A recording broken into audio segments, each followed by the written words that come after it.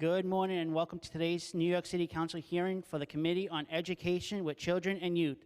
At this time, please silence all electronic devices. No one may approach the dais at any time during today's hearing. Chair, we may begin. Thank you. Good morning and welcome everyone to our oversight hearing on Summer Rising.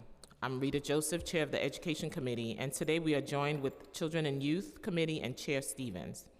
Thank you to everyone who has signed up to testify. We're very much looking forward to hearing your testimony. At today's hearing, we will also hear testimony on the following legislation: Intro number 700, sponsored by Public Advocate Jumaane Williams, and Introduction number 727 and 794, both sponsored by Councilmember Althea Stevens. We will hear more about this legislation shortly. New York City launched Summer Rising in 2021 in an effort to combat the challenges students faced during the COVID-19 pandemic. Since then, Summer Rising has provided students kindergarten through 8th grade with essential academic, social, and enrichment support during the summer months. My own son attended Summer Rising this past summer, and when he got home, he could not stop talking about how much he enjoyed going on field trips. While I recognize the program's potential, unfortunately, due to logistical concerns, not every student was able to fully benefit from the programming like my son. One of these logistical concerns is the gap between school bus transportation schedule and the program's end time. Although CBO's-led enrichment programming ended at 6 p.m. Monday through Thursday, school buses ran until 3 p.m., limiting access to full program for many students. A system where parents must decide to either cut their child's participation short or be burdened with arranging alternative transportation is impractical and diminishes the value of Summer Rising. There's also concern about the lack of consistent support for students with disabilities. Too often, students require a paraprofessional go without one, leaving some of the most vulnerable students without the resources they need to succeed. Though CBOs delivering enrichment programming strive to support these students as best as they can, inadequate training for DOE limits their ability to meet students' needs fully. Today's hearing will provide the opportunity to examine these issues in depth and push for necessary improvements, ensuring that future Summer Rising initiatives offer high-quality, inclusive, and accessible programming that meets the needs of all of our students and their families. Finally, we will hear testimony on Introduction 700, a local law in relation to developing a college admission counseling program, Introduction 729, a local law in relation to establishing mental health support for 2 after-school programs administered by the Department of Youth and Community Development, and Introduction 794, local law in relation to composition of youth board. Thank you to the members of the Education Committee who has joined us today. I would like to thank committee staff Nadia Jean-Francois, Chloe Rivera, Andrew Lawless, and Grace Amato for their work on today's hearing, and my Chief of Staff, Giovanni Piquant. I also want to acknowledge my other colleagues who are present, my Councilmember Linda Lee, and now I'll turn over to my co-chair, Councilmember Stevens, for her opening statement. Good morning and welcome to today's hearing on Summer Rising. I'm Councilmember Althea Stevens, Chair of Children and Youth Services. I've been joined by my esteemed colleague, Councilmember Rita Joseph, Chair of Education. For countless working parents in New York City, Summer Rising is often the most accessible and affordable option to keep young people engaged during the summer. And not only just accessible and affordable, but we all know that summer camp is an educational supplement. The program blends both DOE academic instructions and DYC enrichment, and both essential components for child development. However, recent reports show of low attendance raises concerns over the overall quality and effectiveness of the program, and also lack of evaluation to see if we are reaching the goals that we're trying to achieve. To address the issues, a strong partnership between DOE and DYCD is absolutely necessary. Effective communication and collaboration between those agencies and community-based organizations that deliver those services are prominent for its success, but we still continue to fall short. Today, hearing aims to explore ways to enhance this collaboration and strengthen the program, because Summer Rising isn't the only time that these programs are working together. They work together all year long, and we must continue to look and evaluate to ensure that the collaboration is working and is effective and is equal.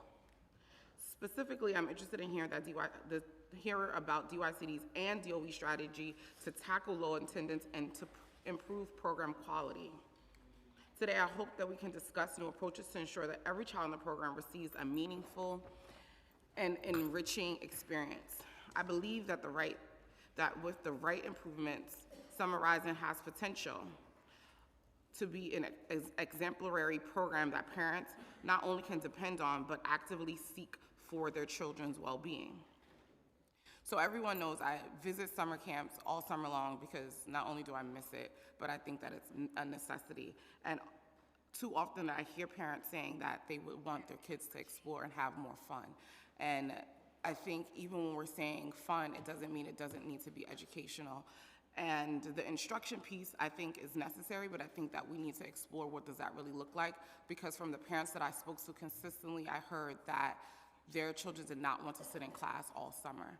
And as running a summer camp, I saw how you could bridge and infuse education in all the things that young people do. And we need to figure out how that is, and we should not just have a rigid schedule that says you can only do this from this time to that. We have a city that our kids could explore and learn from, and that's the direction we need to move in, and not just say that from 8 to 12 you need to sit in a classroom, and from 3 to 5 is when you should explore the city. That is not how children learn, and that's not the direction we should be moving in, and we need to move into a direction that makes the most sense for all kids across the city. I would like to thank my committee counsel, Christina, for her hard work preparing for this hearing, and as always, the A team back in District 16. With that, I will turn it back to Chair Joseph, and I would like to acknowledge Councilmember Lewis, who has joined us. I would also like to acknowledge Councilmember Sanchez on Zoom. Finally, I'd like to remind everyone who wishes to testify in person today that you must fill out a witness slip, which is located on the desk of the Sergeant at Arms near the entrance of this room.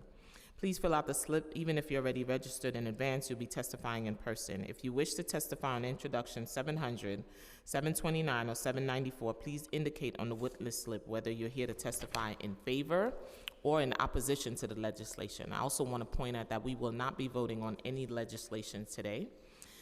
To allow as many people possible to testify. Testimony will be limited to 3 minutes per person, whether you're testifying in person or on Zoom. I'm also going to ask my colleague to limit their questions and comments to 5 minutes. Please note that witnesses who are here in person will testify before those who are signed into the Zoom webinar. I will now turn it over to Committee Counsel Nadia Jean-Francois to administer the oath.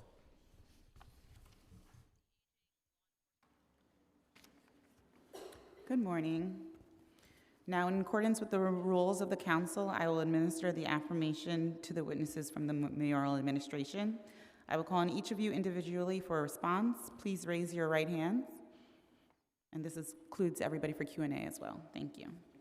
Do you affirm to tell the truth, the whole truth, and nothing but the truth before these committees and to respond honestly to council member questions? Emma Videra, Angela Faloye, Laquana Chambers, Lanakita Parker Moore, Liana Wright, Danielle DiManjo, Cordelia Vev, Susan Haskell, and Daniel Gillen. Anybody I missed? Excuse me? Okay, Andrea Verso. And could you please make sure you fill out a witness slip? Thank you. You may begin your testimony.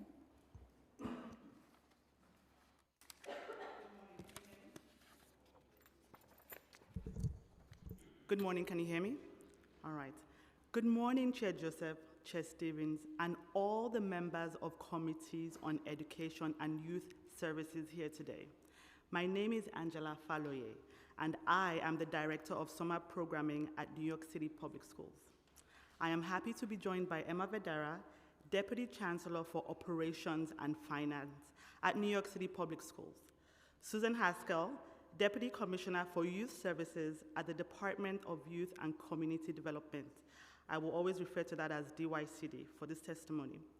Daniel Guyen, Assistant Commissioner for Youth Services Operations at DYCD, and multiple staff from New York City Public Schools and DYCD who work together to ensure the successful outcome of our city's summer programming. I would also like to thank Chair Joseph, Chair Stevens, and the Council for your long-standing partnership and support to ensure New York City students have access to enriching and engaging summer programming. Thank you. Summer Rising is a collaborative partnership between New York City Public Schools and DYCD to offer free summer academic and enrichment programming to 110,000 New York City students in grades kindergarten to 8. Summer Rising offers academic programming to students taught by New York City Public School staff and extensive enrichment programming provided by DYCD community-based organizations. I will also be referring to them as CBOs. Summer Rising provides the opportunity for students to learn, grow, play, and explore the city around them, from field trips to theme parks and museums to dance and art classes. Summer Rising provides breakfast, lunch, and a snack to all participants. Summer Rising also relieves childcare burdens on parents and families who may otherwise have to pay thousands of dollars for day camps for their children. The program also intentionally prioritizes serving some of our most vulnerable students, including our students in temporary housing, students in foster care system, and students with disabilities. Each year, we survey our families, staff, and students about their experiences for us to consider as we work to continuously improve. Here are excerpts from the 2024 Summer Rising survey to families, staff, and students. 93% of parents who completed the survey believed their students looked forward to attending their summer program each day. 80% of upper elementary students and 73% of middle school students who completed the survey believed the summer program was fun and liked the summer program.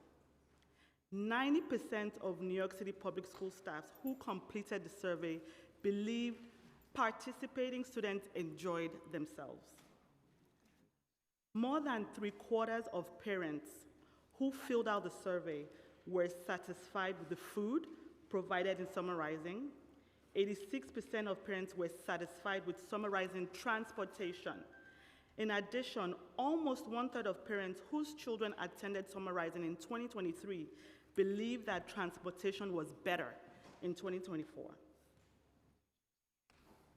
As we have continued to work together, we have made a series of changes to improve enrollment in Summer Rising. For summer 2024, we were able to open applications a month earlier than we had in prior years, providing placements to those who applied through the regular application cycle a month earlier than usual. We believe this helped parents and other stakeholders plan earlier and better for summer. In summers 2023 and 2024, Summer Rising enrolled over 110,000 students while moving away from a first-come, first-served application process to a more equitable process that allotted families more time to investigate and to apply to meaningful programs. We ensured a common application process for all and allowed us to prioritize some of our most vulnerable student populations in a consistent way. These students that we prioritized were students with academic need, students with a 12-month IEP for extended school year, D75, Chapter 683, and Autism Nest or Horizon, of course, students in temporary housing, students in foster care, and students with a local connection to the DYCD CBO or school community. Over 3,000 New York City public school staff, including general education teachers, special education intervention teachers, and English as a new language teachers, provided over 80 hours of instruction using vetted curricula appropriate for summer. Furthermore, New York City Public Schools provided a nurse, paraprofessionals as needed, a guidance counselor, and a transportation coordinator as additional staff at each site. All Summer Rising sites were supervised by a principal and assistant principal who worked collaboratively with the DYCD CBO program directors. In summer 2024, we provided yellow bus transportation to support over 4,200 field trips. This was double the number of trips taken on yellow buses in summer 2022. We were glad to work together to ensure that students were exploring and learning from all that New York City has to offer. But there is always room to improve for our students and families, and we and our partners at DYCD are already getting together to discuss how we can make the program stronger as we look forward to the next summer.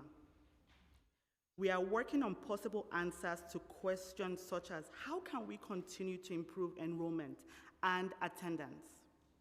How can we support our students in temporary housing and students in foster care in enrolling in the program? As just one example, we plan to invest in targeted summer support for multilingual learners. Multilingual learners in grades kindergarten through 8 who attend Summer Rising programs will be prioritized for instructional support from a bilingual education or English as a new language teacher as part of their academic day. Multilingual learners will receive instruction targeting language and literacy development and access to grade-level content that could include small group instruction or one-on-one support. This ensures English language learners continued right to receive bilingual instruction during the summer. Additionally, as part of our commitment to making Summer Rising accessible, we plan to continue to provide transportation to students with disabilities and students in temporary housing and foster care. Eligible students are guaranteed busing to and from their instructional program, and we will continue to provide rideshare options for students with disabilities, students in foster care, students in temporary housing, if they need it for the return trip home after 6 p.m. We appreciate the interest of the council, advocates, and the community in this important programming, and hope to make it even better for summer 2025. I would like to thank you for your time and advocacy on behalf of the students and families of New York City, and my colleagues and I are welcome to answer any questions. I will now turn it over to my colleague Susan Haskell, Deputy Commissioner of Youth Services at DYCD. Thank you, Angela. Good morning, Chairs Stevens and Joseph, and members of the Children, Youth, and Education Committees. I'm Susan Haskell, Deputy Commissioner for Youth Services at DYCD, and I'm joined today by Daniel Guillen, Assistant Commissioner for Youth Services Operations, and my colleagues from New York City Public Schools and DYCD. On behalf of Commissioner Howard, thank you for this opportunity to discuss the Summer Rising program. This past summer was a banner year for Summer Rising, offering roughly 115,000 K to 8 grade students the opportunity to participate in a full day of academic enrichment experiences, including field trips. We thank our 114 Summer Rising providers and New York City Public Schools for their partnership in operating 597 programs in 360 school buildings across the city. We also appreciate the Council's support for Summer Rising and our other vital summer programming, which kept young people engaged and safe this summer. The DYCD portion of the Summer Rising budget for FY25 was $151.7 million. After hearing feedback from parents, community-based organizations, the council, and other stakeholders, we implemented a new enrollment process and improved the experience for families, schools, and our providers. Enrollment was launched 6 weeks earlier than last year, and the opportunity to apply remained open for applications beyond the initial enrollment period to open more opportunities for families. My schools allowed school administrators and community-based organizations to have access to the same portal to see applicant selections, and families were able to accept or decline with offers within the system. My schools also improved maps and search options to allow families to easily find programs and apply to as many as they wanted. After initial offers were made, families could add themselves to the wait list of other options and monitor their position. DYCD utilized application data to increase or reduce seats at CBO programs whenever possible. Through this process, we received a total of 160,000 applications. Summarizing enrolled 115,048 youth, 86,007 were elementary, 29,041 were in middle school. The enrollment system improvements allowed 110,000 or 79% of applicants to receive an offer to a program of their choice compared to 68% last year. Beginning early in 2024, DYCD convened bi-weekly planning and coordination meetings with CBO staff and welcomed principals and school staff to joint sessions to coordinate messaging and services at Summer Rising sites. In partnership with New York City Public Schools and Change Impact, we offered a range of professional learning and technical assistance opportunities to provider staff to help develop staff skills. For example, we offered a program on effective strategies for supporting students with IEPs to highlight strategies for classroom management, including creating routines and classroom rules and structure to support student behavior, sensory supports, and regulation strategies, and preventing and addressing challenging behaviors. Other courses including supporting students who are newcomers, understanding mental health, and positive youth development.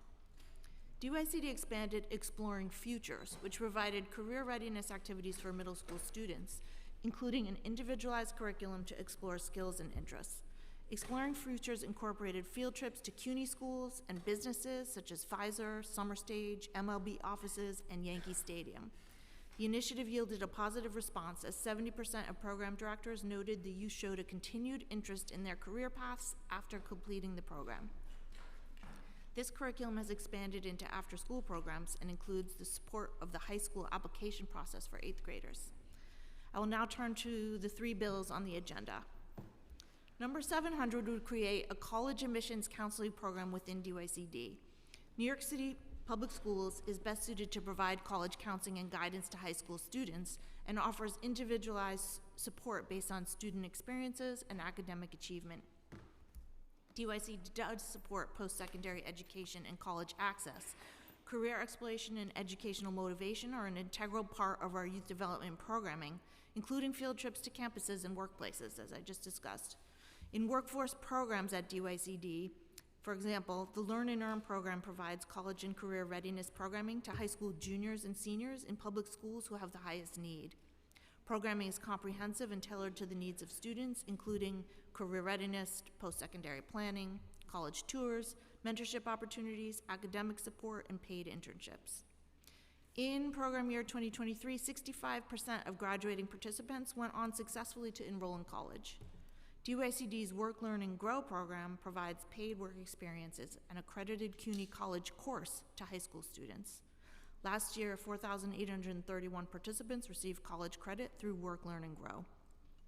In fiscal '24, DYCD supported HBCU-centric college tours and college prep activities. The 1,065 young people enrolled in Learn and Earn participated in a series of college prep workshops that included topics such as financial aid, portfolio development, and campus college life, to name a few. Additionally, over 290 young people visited over 14 colleges. Tours ranged between 1 to 7 days in length. Youth experienced museums and cultural institutions along the way. We're thrilled to report 25 students either committed or were on the spot accepted to a visited college.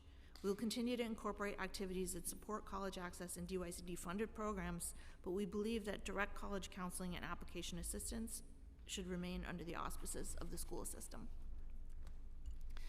Number 729 would require mental health services in Beacon and Cornerstone community centers. Beacon, Cornerstone, and other program areas provide essential universal supports for youth to thrive: positive peer relationships, caring adults, the opportunity to be engaged and learn new skills are the foundations of well-being that support children through their challenges and successes. DYCD offers some targeted approaches, for example, in partnership with our crisis management system efforts in communities that experience higher level of violence and trauma. There are times when participants may require more intensive support or a clinical referral. DYCD ensures that providers are attuned to available mental health resources in partnership with the Department of Health and Mental Health and the Office of Community Mental Health and other services. DYCD funded capacity building and technical assistance providers offered training to provider staff to help them identify and assess opportunities to make referrals when needed. We agree with the goal of connecting young people to mental health support in our community centers. We have concerns about the cost and implementation of number 729. We'd be happy to discuss in detail after the hearing. Finally, number 794 relates to the composition of the New York City Youth Board. The Youth Board is an advisory board with members appointed by both the mayor and city council. This bill requires at least one member of the board to be a young person. We agree that youth representation is important. There are currently 3 mayoral appointees on the board who are under age 25. The bill also includes a requirement for previous experience in youth welfare. The youth board includes many members who have spent their careers in youth development, but it also includes members who joined from the private sector. Those private sector members have provided valuable support to young people through their service on the youth board, offering opportunities for our workforce programs, tours of workplaces, and career panels, as well as special spaces for special events. We do not support changes to the youth board composition that would jeopardize those connections. Thank you again for the opportunity to discuss DYCD's programs. We look forward to continuing to collaborate with the council, advocates, providers, and young people to improve services. We are pleased to answer any questions you may have.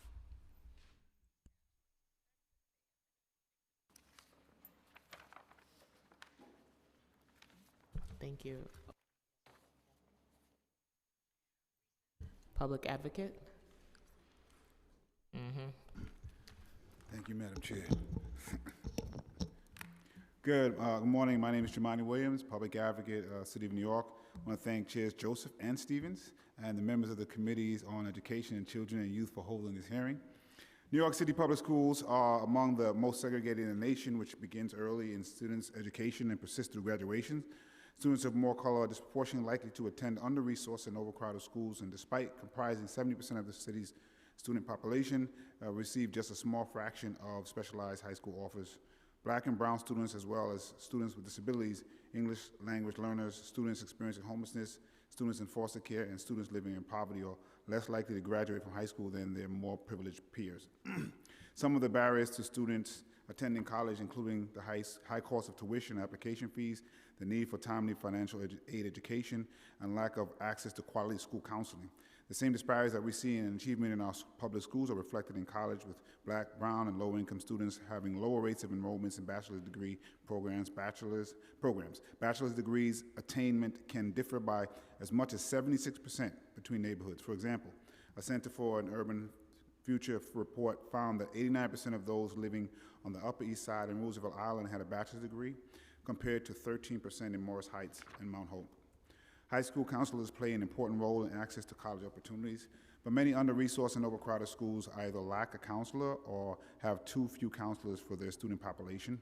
According to data collected by the U.S. Department of Education, high school seniors who talked one-on-one with a school counselor were more likely to complete a FAFSA, attend college, and enroll in a bachelor's degree program. For these reasons, I introduced Intro 700, being heard today, which requires the Department of Youth and Community Development to establish a program that provides counseling resources and other support to high school juniors and seniors and their families in applying to college. This program would provide general information regarding the college admissions process and college readiness, as well as a checklist of information required to successfully complete a college application, provide information regarding how to access and assemble the data and records required to apply to college, counsel students and families regarding college options, including tips on how to present a competitive application, refer students and families to resources regarding financial aid, scholarships, and other college funding options, And lastly, require DYCD to engage in outreach to inform students and families about these programs. While not every student wants to attend college, we should be ensuring that all students have the opportunity and are fully equipped to make the best decisions for their futures. As a public school baby myself, from preschool and masters, I'm very proud of the public school system, but there's a lot more to do to make sure that people access what's available to them. I do want to shout out CUNY and SUNY for making some recent changes that hopefully will get more students into college, but there's still a lot more to do. Thank you, Madam Chairs. Thank you, Public Advocate. I think what we're seeing also is a couple of things I've always said. We don't advertise the great work that New York City Public Schools is doing enough. There are people that still are not aware of the amazing programs that New York City Public Schools offer versus our counterparts in the charter world. They advertise every little thing they do. So I think New York City Public Schools should really consider, I've always asked for that, a budget or advertisement budget to celebrate the great things that are happening in New York City Public Schools, not only the bad things, right? We have amazing P-Tech program, we have a College Now program, PA. When young people leave high school, they leave with an associate degree, debt-free, but no one knows that. Across the city, if I do a survey right now with parents across New York City, none of them would know that. They don't know we have a P-Tech program. They wouldn't know we have amazing CTE programs that are pathway to careers, because we keep it all bundled inside when we should be showing it off and selling it off to the public. So that's one way to attract parents and increase your enrollment. When we talk about enrollments, what are we offering parents? We have amazing programs, but we keep selling ourselves short. So I hope this year y'all take it into consideration. Cool. My co-chair will jump in. So how many students applied for Summer Rising? A total of 160,000 students applied. So we had the main round offer, the main round application between March 4th and March 25th. There were 138,000 applicants during that period. And then we also had an additional 22,000 apply through the waitlist. We had the waitlist open the moment we gave out offers in April through the end of Summer Rising. What percentage of students received their first choice of site? 83%. So that is 91,000 students. So let me start off by saying that with the first round of offers, we gave out approximately 110,000 offers. Of the 110,000, 83% received an offer to their first choice. And then, but I'll pause there, so there's more, story to tell. But again, of the 110,000 offers that we gave during the first main round, 83% received an offer to their first choice. Chair Joseph, can I just add two pieces of context for that? Because as you know, we've worked really hard to think about how we maximize enrollment. This team over here, early in the process. One thing is, both of those numbers went up substantially from last year, which we just want to call out, in part because of changes made in the enrollment process, which we can talk through. So Susan mentioned this, but we were able to make offers to 81% of people who applied in that first round. We know that's the best time to make offers for kids, right? That allows families to plan ahead as opposed to through the waitlist process. Last year, that number was 68%. So that's a real improvement in terms of families who knew the end of March, also a month earlier. End of offers. Did I get that right? April. End of April, which was also early April, which is also a month earlier than last year. We had a lot more families who knew they had a place to go. And then the percentage of those families who got their first choice also went up to 83 from 79%. So credit the improvements. Thank you. Of those students, how many were placed on a wait list? So from the main round offer, 26,000 were placed on waitlist. So in fact, waitlist from the main round offer goes in two parts.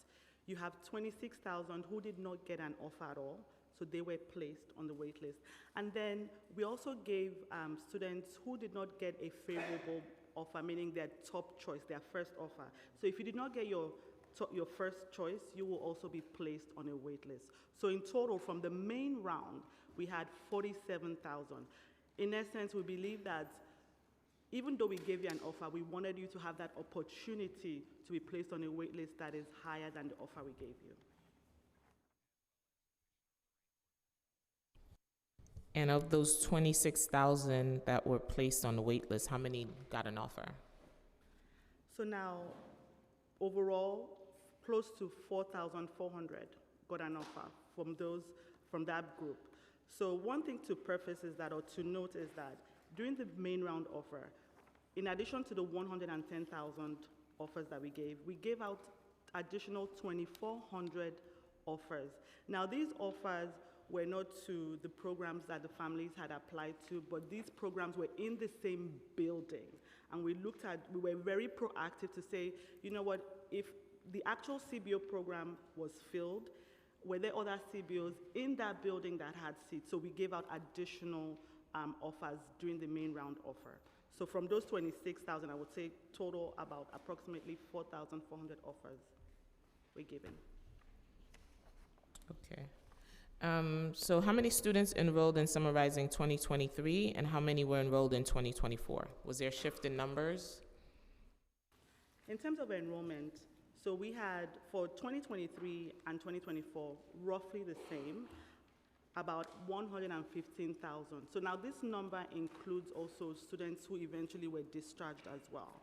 But again, roughly between both years, 115,000 students were enrolled in Summer Rising. So you exceeded it by 5,000 extra students? Correct. Okay. And in 2024, what was the numbers?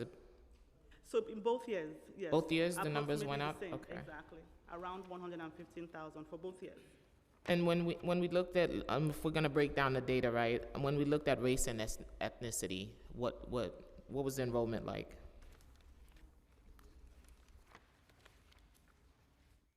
Give me 1 second to bring that up for you.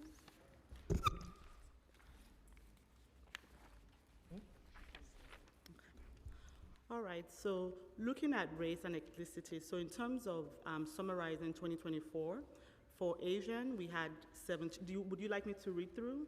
Okay, all right, so for Asian students, we had 17%. For Black students, we had 27%. For Hispanic students, we had 43%. Multiracial, 1.8%. Native American, 1%. And then white, 9%. Students in temporary housing, how many did we have? We had 18,199, so about 15.8%. Okay. And how many students living in shelters specifically? In shelter specifically, 8,517. Okay. Students in foster care? 1,265. And English language learners? 23,794. And our students with IEP? 26,997. Can you repeat that for me? 26,997 in District 1 through 32, and then an additional 708 students in District 75. And of the students with IEP enrolled in Summer Rising attend D to 31 in District 1 to 32 during the school year? So yes, that was 26,997. And how about the students in our D75 schools? 708. 708. And how many students were in elementary school and how many were in middle school? For elementary, 86,000. Middle school, 29,000 approximately. And for the 2023-2024, how many students were DOE and how many were charter school students? So for 2024, we had charter school, 10,638. Yes, for 2024. And then from district, we had 103,901. And for the students in charter school, what year was the data you gave me? 2024. And how about in 2023? 8,580. We heard a lot about attendance. Can you talk to us about attendance rate for Summer Rising?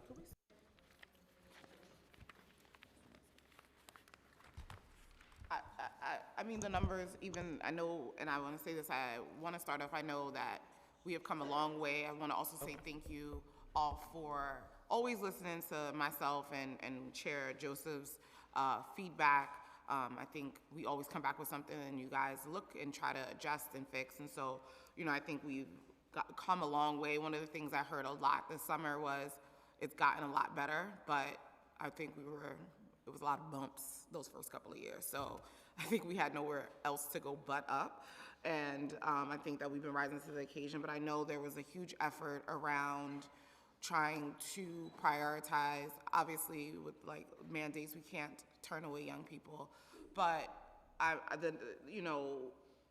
when we have a program where we have especially young people who are struggling in the public school system, and then parents are choosing to migrate out during the school year but come back for the summer, thinking about how are we prioritizing our young people first. And so just to hear the number of 10,603 young people, and listen, not all the kids are my babies, right? All of them, but just showing how are we prioritizing young people who are in public schools. And I know there was great effort around young people in temporary housing, foster care youth, and all these different criterias, but we're going in the wrong direction. If we had 8,000 the year before, and now we have 10,000, which means that 10,000 public school students who show up every day during the school year are not part of it because these young people or families are taking advantage of it, and rightfully so. But I just want to make sure that like whatever we're doing, we're prioritizing those families who are coming first. And so I just wanted us to just like kind of stay there for a moment because I don't want us to like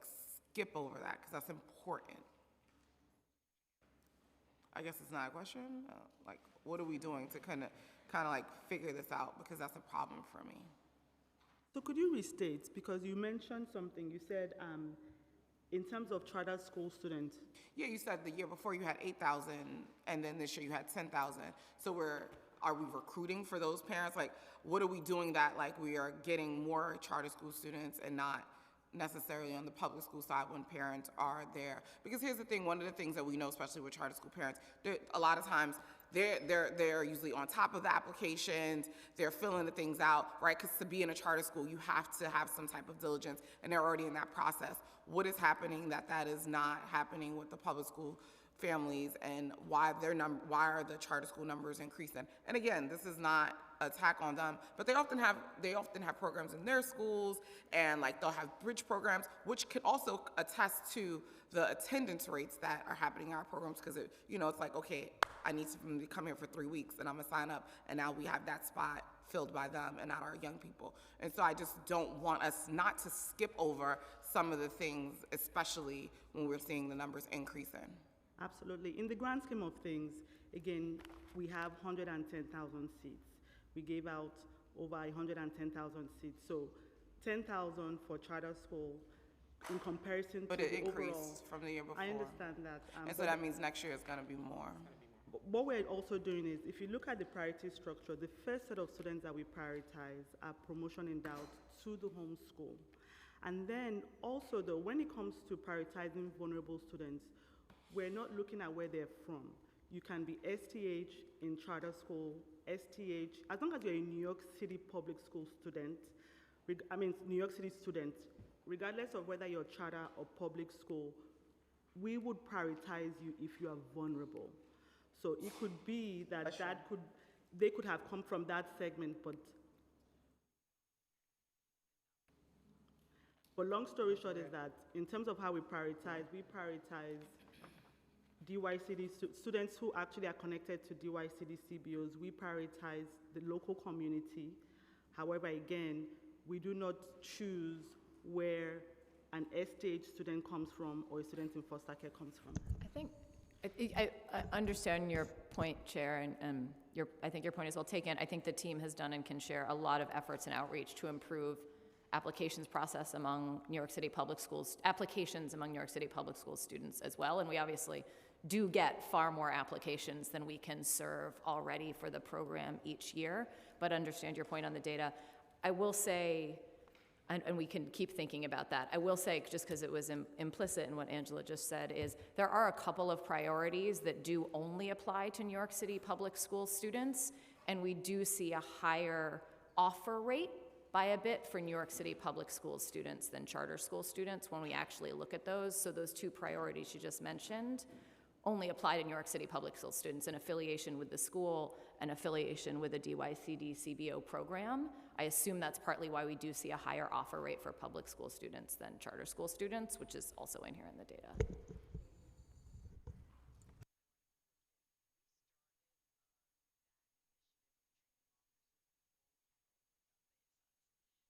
Yes, so thank you for that. And definitely agree with my co-chair today that the numbers are going up. So I'm sure 2025, the numbers will go up for, I understand, they can be in charter school and still be a foster child. They can be a charter school and still live in temporary housing. But we're still seeing the numbers that are going up because my students can't go attend a summer programming in charter schools.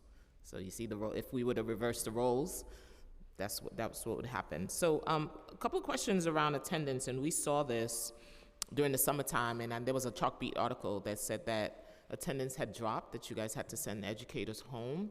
What do we do? How long does it take a child to fall off the roster for you to offer a seat to incoming child, and in the attendance, what are we doing to make sure students are coming, and how are we keeping them engaged, especially my middle school students? So first, I'll speak to the attendance policy. So this year, the attendance policy, we had twofold. The first was, if you did not attend by the Monday of the second week, and we did not hear from you after multiple attempts, then we will remove that student and offer the seats to whoever is next in line on the wait list. So that was the first step. Then the second policy in terms of attendance was that if you did not attend... I'm sorry, because this room I can't hear even with the earpiece on. You said by the second week, and could you bring the mic over a little bit? So the second week, the first Monday. Yeah, because you already speak stuff. Thank you. Oh, okay. By the second week, the first Monday, if the student did not attend, and after multiple attempts by the CBO and school to reach out to the family, and they could not get any response from the family, that student will now be unenrolled, and that seat will be given to somebody who is next in line on the wait list. So that was the first part. So I just want to be clear, isn't the program, what is it, 6 weeks? 7 weeks. 7 weeks. 7 weeks for elementary, 6 weeks for middle school, 7 okay. weeks for elementary. So we were already at 6 weeks because the first week they weren't there, and we are trying to figure this out by the second week. And then now we're going to be calling parents who probably already found other accommodations to come to the program. Do we see where that might be a challenge? So before summer starts, and this is something I would like DYCD to please attest to as well, the CBOs are already reaching out. I'm aware what the CBOs is doing, but that's not the issue here. So, but we want to give leeway. We want to give leeway to families to say, we understand. And that first week also includes a holiday. It includes July 4th which is part of some of the issue too. Yeah, so we're giving that leeway to families. But again, by Monday, before that first Monday, I'm sure the CBOs and schools are already calling the families. That's by then, so because this, even with this piece, I think is where some of the frustration comes from, because when the CBOs ran camp, they would have their orientation probably like a week before, and so they would already have like a more of an idea. And so when we're already in the thick of camp, do you know how hard it is to have to sit there and call parents when you have these kids all day? So I think even that process of saying we're waiting until the second Monday to do that is part of an issue, right? Because again, if camp has already started, it's already after the holiday, people are going away, you've already made accommodations, I'm not coming. And so again, everyone knows, I've said it for the last 3 years, I ran camp for 20 years. There was no way by the time camp started, I had the ability to actually say, I'm gonna go call off the wait list because my roster needs to be done. And so we would have our rosters done, had parent orientation at least 2 weeks before, met the parents, came in. So do we see where that piece is missing? Which is why I've advocated that we put the recruitment and enrollment back in the hands of the CBOs so that we would not be in this position. Because that Monday does not make sense. And that is not fair because we all know that the teachers and principals ain't making those calls. It is the CBOs making those calls. So that is not okay. So, good morning, Chair. So, You about to take up for them? Go ahead. Could you give me can you give me 1 second? So- Can you give me 1 second? Yes. Let me acknowledge Councilmember Menon and Councilmember Hanif, who's on Zoom. And you may take it away, but I'm going to come back with a follow-up just to line up. So New York City Public Schools, get ready for me. So, I want to highlight the fact that you, Chair Stevens, last year flagged this for me, and in planning for this year, we wanted to be more intentional about the application process, right? And what that meant was that CBOs were able to get access to who was applying. So that way they can see the contact information, they can call those parents ahead and say, hey, we do have a parent orientation come up. Are you going to join us? Are you going to be part of this? That way we can work through that wait list, because that is correct. It is a key component of what happens in the application process. Could I tell you one of the things that I got from parents this summer? I had one parent, and they were in the Chalkbeat article, who talked about the CBO had orientation, but the principal refused to meet with them. They did not have an orientation. So where's that disconnect? I'm sorry, you mentioned that? I had a parent, and they were in the Chalkbeat. You guys go back to the article. They even talked about it. They tried to meet because the principal told the CBO they couldn't have a parent orientation. So the parent only met with the CBO. The principal refused to meet with them and did not allow the CBO to have a parent orientation. So where's that disconnect, and why is that even happening? Because I know like part of the requirement on the CBO side is required to do a parent orientation, but the principal didn't let them have it, and they wouldn't meet with parents, and the principals wouldn't meet with the parents because they wouldn't give them the space. And in those instances where there is a conflict between, at the school level, between the school leadership and the CBO, that gets escalated to both New York City Public Schools and DYCD, right? And making sure that we're tapping into the district and the superintendents to address these issues. Because part of the entire process is that orientation happens, that the collaborative planning happens, where it includes how we're engaging with families, the families that are hard to reach, and getting those contact information and following up through this entire process leading into the start of the program. In that instance for that school is a really unfortunate opportunity that we weren't able to capture that and resolve that quickly, but there was an entire escalation plan to make sure that those partnership situations wouldn't happen in the first place. So what is the escalation with the principal who wouldn't allow them to do their job and would refuse to meet with parents, which I think, by the way, is crazy. So let's just go there. Principals saying they're not meeting with parents, that is not okay with me, and refuse to meet with the parents. So this is not a DYCD question, so I'm not asking y'all to answer it. I'm asking DOE to answer this because that is a problem for me. But it can't see if it's a collaboration, right? And then that's one of the things we always talk about. Agencies refuse to talk to each other. If this is a collaboration and a partnership, the dialogue has to start early. You have to work hand in hand in order for it to work, right? If the end goal is to deliver a programming for child, especially the ones that are mandated, you have to work hand in hand. And I think principals, superintendents have to be in the conversation. CSA has to be in this conversation to make sure your principals are doing what they're supposed to be doing. And that's not the first time I'm hearing complaints. So I'm gonna call that all stakeholders get together and figure this out in 2025. Because I don't wanna be here next year having another hearing on how this is. I wanna hear more improvements, and I wanna hear the amazing things that are happening on the ground. And she just want to go back to camp. So, New York City Public Schools. Thank you for that. So, as Daniel mentioned, we work well and hand in hand. We have meetings every week, especially during summarizing.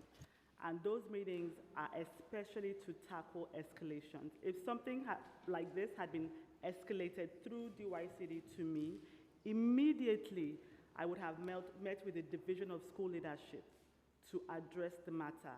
We would go through the superintendent's team to immediately reach out to the principal. We take parent communication, parent engagement very seriously. So again, once matters like this were escalated through DYCD to me, immediately I reached out to the appropriate stakeholders to swiftly resolve. And we will continue to do this in subsequent summers.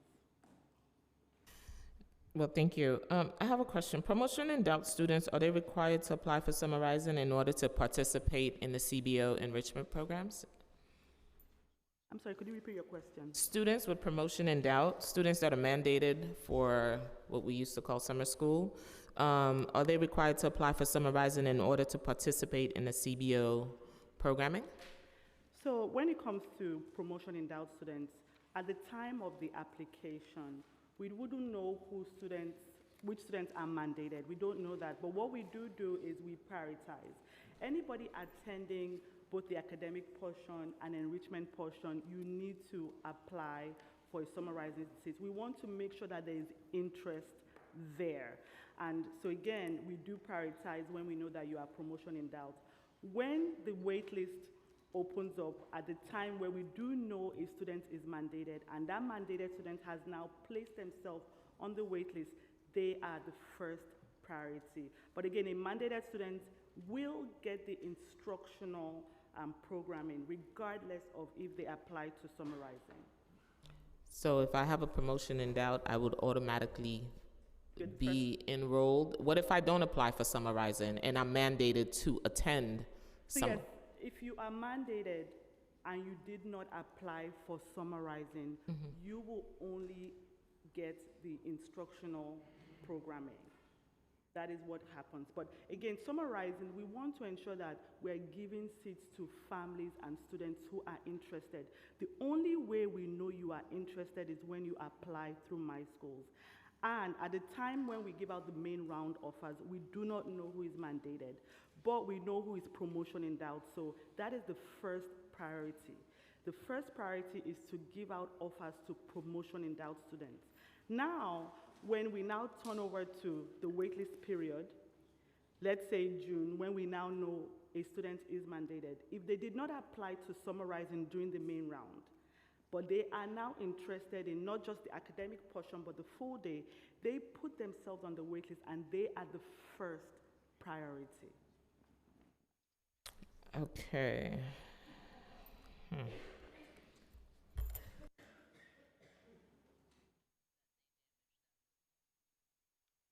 About that. So when we talk about students that's mandated, what kind of curriculum do you use for students that are mandated, and what's the assessment look like? I would invite my colleague from the curriculum team to speak on this matter.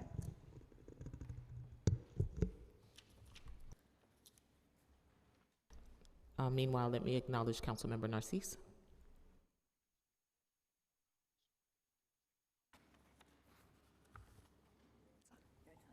Good morning. So the curriculum isn't differentiated for students who are mandated or not. The curriculum is selected by the district. They select their ELA and their math curriculum, and then that curriculum is in place for all schools within the district. Then within each school, the principal and the teachers who are there work to differentiate curriculum for the students. What assessment do you use that allow by the time of Summer Rising end that child is moving on to the next grade? So there are assessments within each of the curriculum, and those assessments are used and become part of the portfolio for the students who are designated promotion and So you out. still do portfolio work? Correct. And what kind of curriculum are you using? The portfolio uses the DOE rubric. The students then for each one of the standards that they're And using. what for curriculum math is or that? ELA. I'm sorry? And what curriculum? The What curriculum do you use for the summer? So there are 3 different curricula for the English. Do you want me to list them? Yes, ma'am, for the record. So there are 3 different curricula in play for the summer for ELA. There's Savas Summer Impact, Scholastic Scholar Zone, and NSSI ELA. For math, there are 2 curricula that districts could choose from. That's the Curriculum Associates Math Ready and the NSSI Math. And how much PD do you provide for the educators? So the professional learning happens dependent on each one of those curriculum providers.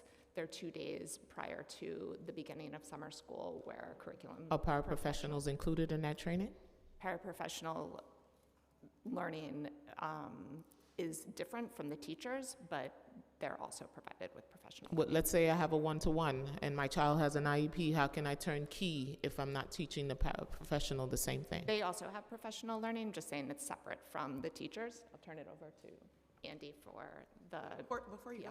Sorry, Yeah. yes. She's not I'm on. No, I just had a question. So you said that they do their PD, you said 2 days prior, or they have 2 days designated?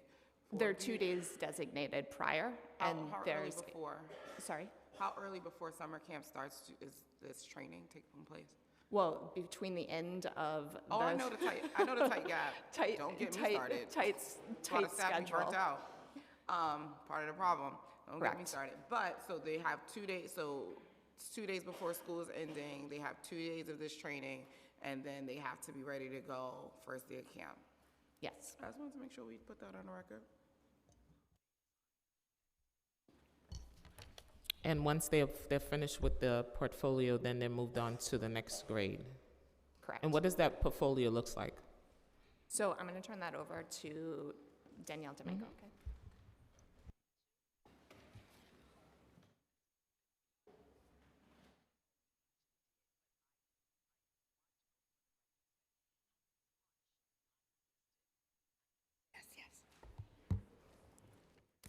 Good morning, Chair Joseph and Chair Stevens and the council members. Good to be here with you today. Before I talk about portfolios, I also wanted to add to curriculum and the training for teachers. One of the things that we also included are office hours for teachers where they can go online and speak directly to some of the curricular support, as well as online resources that are available. So there are sample lessons, videos for supports as well around the curriculum. Promotional portfolios start, as you know, in the spring, where schools look at students' work aligned to standards and multiple measures to talk about readiness and preparation for next year. And what we do in the summer is those portfolios actually go to the summer school site, and teachers working through the assessments and the curricula add student work in alignment with the rubric to assess where students are towards the standards and to measure readiness. And then we take those portfolios, which go back to the school, and plus the beginning of year assessments, and determine MTSS supports, assessment supports, and enrichment supports for students starting right at the beginning of the school And year. if that student doesn't complete the portfolio, what happens? I'm sorry? If the student does not complete the portfolio, what happens? So we do everything that we can to get the student to complete the portfolio, but if a student is promotion in doubt, it is a recommendation that the student may not be promoted to the next grade level if they're not showing progress from what the school's determined in the spring. And what do you have for students who are not mandated but want to apply for Summer Rising? What set of workplace enrichment do you have in place for them? So one of the things that we did ask for in terms of training and presentations that the different curricular programs offered were within the task. It is access for anyone to enter. So it can start in a low space where everyone would be able to see on grade level standards work, but then there are also different types of activities where students can go deeper and more accelerated on the same content. The students who don't have promotion in doubt but attend Summer Rising, what enrichment do you have in place for them? In terms of the curriculum, In terms of, I'm coming to your school, I don't need to be here, but I'm here. What do you have in place for me? Are you training me for the next upcoming grade? I'm an 8th grader. Are you getting me ready for 9th grade? What does that look like? So I think, as we said, the curriculum is very similar, but the tasks and opportunities for students to have high-level accelerated book clubs, different levels of research, but they're all really looking at the same content. It's just the way that principals and teachers are organizing groups of students and offering the extensions that are available within the curriculum. So no one thinks it's a little crazy that the teachers have 2 days of PD, and then they have students who are mandated to be there, and then students that they then have to, who are not mandated to be there, and obviously probably don't need that digital support, but might want other like accelerations. I think like in theory this sounds like it makes sense, but like this is part of the challenge where young people are like, I'm bored, I don't want to be here, because the teacher is juggling all of these things. And granted, they do it all year, right? Because that's part of their work, right? But now we've like added 2 more months of this. Like, so I want us to just kind of think about that. Like, what does that really look like, and does that like make sense? And is this the best stress of resources, right? When we're thinking about young people who used to, and let's be clear, summer school, when they had summer school, they were in there, it was smaller groups, they were able to get additional attention, able to get more supports, and now it's literally just a bigger classroom all year long when they could have gotten some additional supports and prepared them better for the school year. And so like, that's why for me it's a little mind-boggling to wrap my heads around.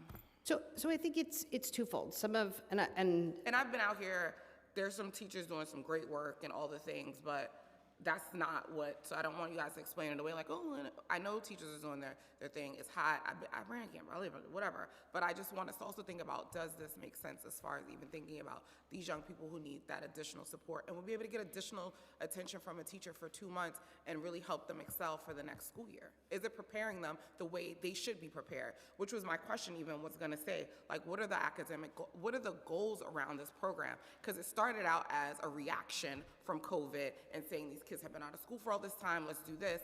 And so have we sat down and said, okay, let's look at this, and does this make the most sense for the lack of resources we have, right? Because we had federal money before, we had all these things. Does this make the most sense for us to continue with this model this way? So like, what are the academic goals that we're looking at, and what are we really trying to achieve? So I think some of the things that you had said in the beginning is over the past few years, we've really strengthened our partnership with DYCD, and the learning is really, and the collaboration between principals and our CBO partners have allowed us to bring certain fun and engaging things into the classroom. So one of the things that we know is that our DYCD counselors are in the classrooms with the students and the teachers and the other supports. Which I also have a problem with, because the teachers leave at 12. The teachers what? They leave at I 12. also have a problem with, because the CBO staff is stretched because they're there from 8 to 6, and teachers leave at 12. And so that's also a problem, because they do push in during that portion of the day. And let's also not pretend like there's not a partnership all year, right? Like, we cannot continue to talk about Summer Rising as if it's this anomaly and it's separate. These CBOs are in these schools all year long. We know that there's a collaboration, a partnership. Like, we know we need each other. We work interconnected. But I'm just, again, just saying, like, does this make the most sense? And I think that we are at a critical moment where we need to stop and say, does this make, in this model in this way, and how's it moving forward? And so, yes, they work all year together. They do push in. The group leaders are in there, which I'm like, well, why aren't the teachers pushing in the afternoon portion, in the enrichment portion? Why is that not something we're doing when we're talking about collaboration? And I get it, it's their contracts, whatever, but it's also like, so they have a contract, so they leave and get replenished, where my CBO people are there and like working a crazy number of hours. So it's just some of that stuff that just kind of like grinds my gears. I'm gonna shut up because I feel like I'm going on a tangent. And it also did allow us to bring other experiences into the classroom, like STEM activities, healthy baking and cooking, chess, mural painting across the schools that students were proud to return to their schools and show that their work was happening. All of those things allowed for opportunities to happen throughout the day. But that's done all year long. Like, it's not, these after-school programs are there, they do that type of work all year long, and so, again, that's why I'm just stressing, like, I think we're at a moment where we need to stop and say, is this making the best sense? Because if we have students who are mandated to be there in promotion and doubt, why are we not focusing on them and saying, like, let's give them the attention that they need? And the CBOs are already doing it, so they've done it in the past where, again, we all know that even young people being in summer camp, that's about keeping summer learning loss, right? We don't want them to lose summer learning loss, and we know that that's what's the case, and it doesn't need to be in a classroom.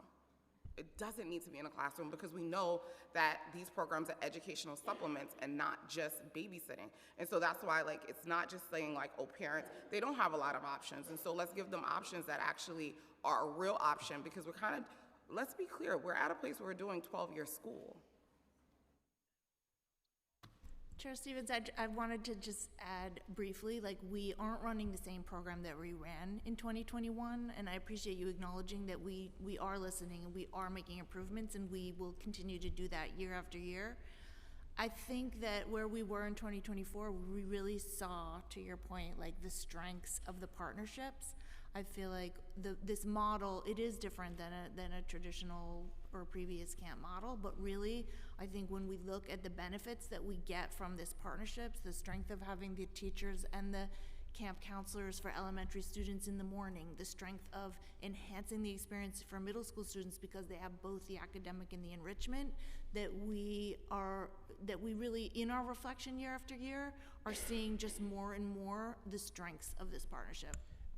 And I think it's also important to note that you're right, this is happening all year round, but not to this scale, right? Prior to the launch of Summer Rising, this was happening in smaller cohorts. A holistic model like this wasn't offered to everyone.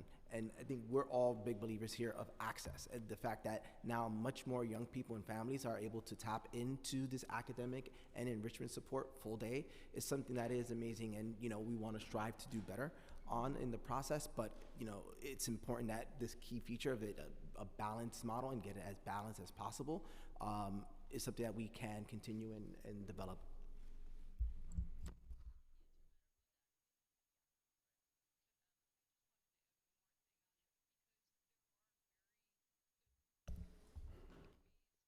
So I'm going to ask this again. So what's the plan for, again, we've mentioned it. I come to your school, to your Summer Rising. I'm not mandated to be there. There has to be a different approach for that student that comes in, and that's why some of them started staying home. Because I wanted to find out what was the attendance rate in 2024, so you can also look at the holistic approach and see what is working, what's not working, and how many kids do we have in a classroom during Summer Rising. That's also going to tell me a lot. How many students are sitting in front of a teacher during Summer Rising?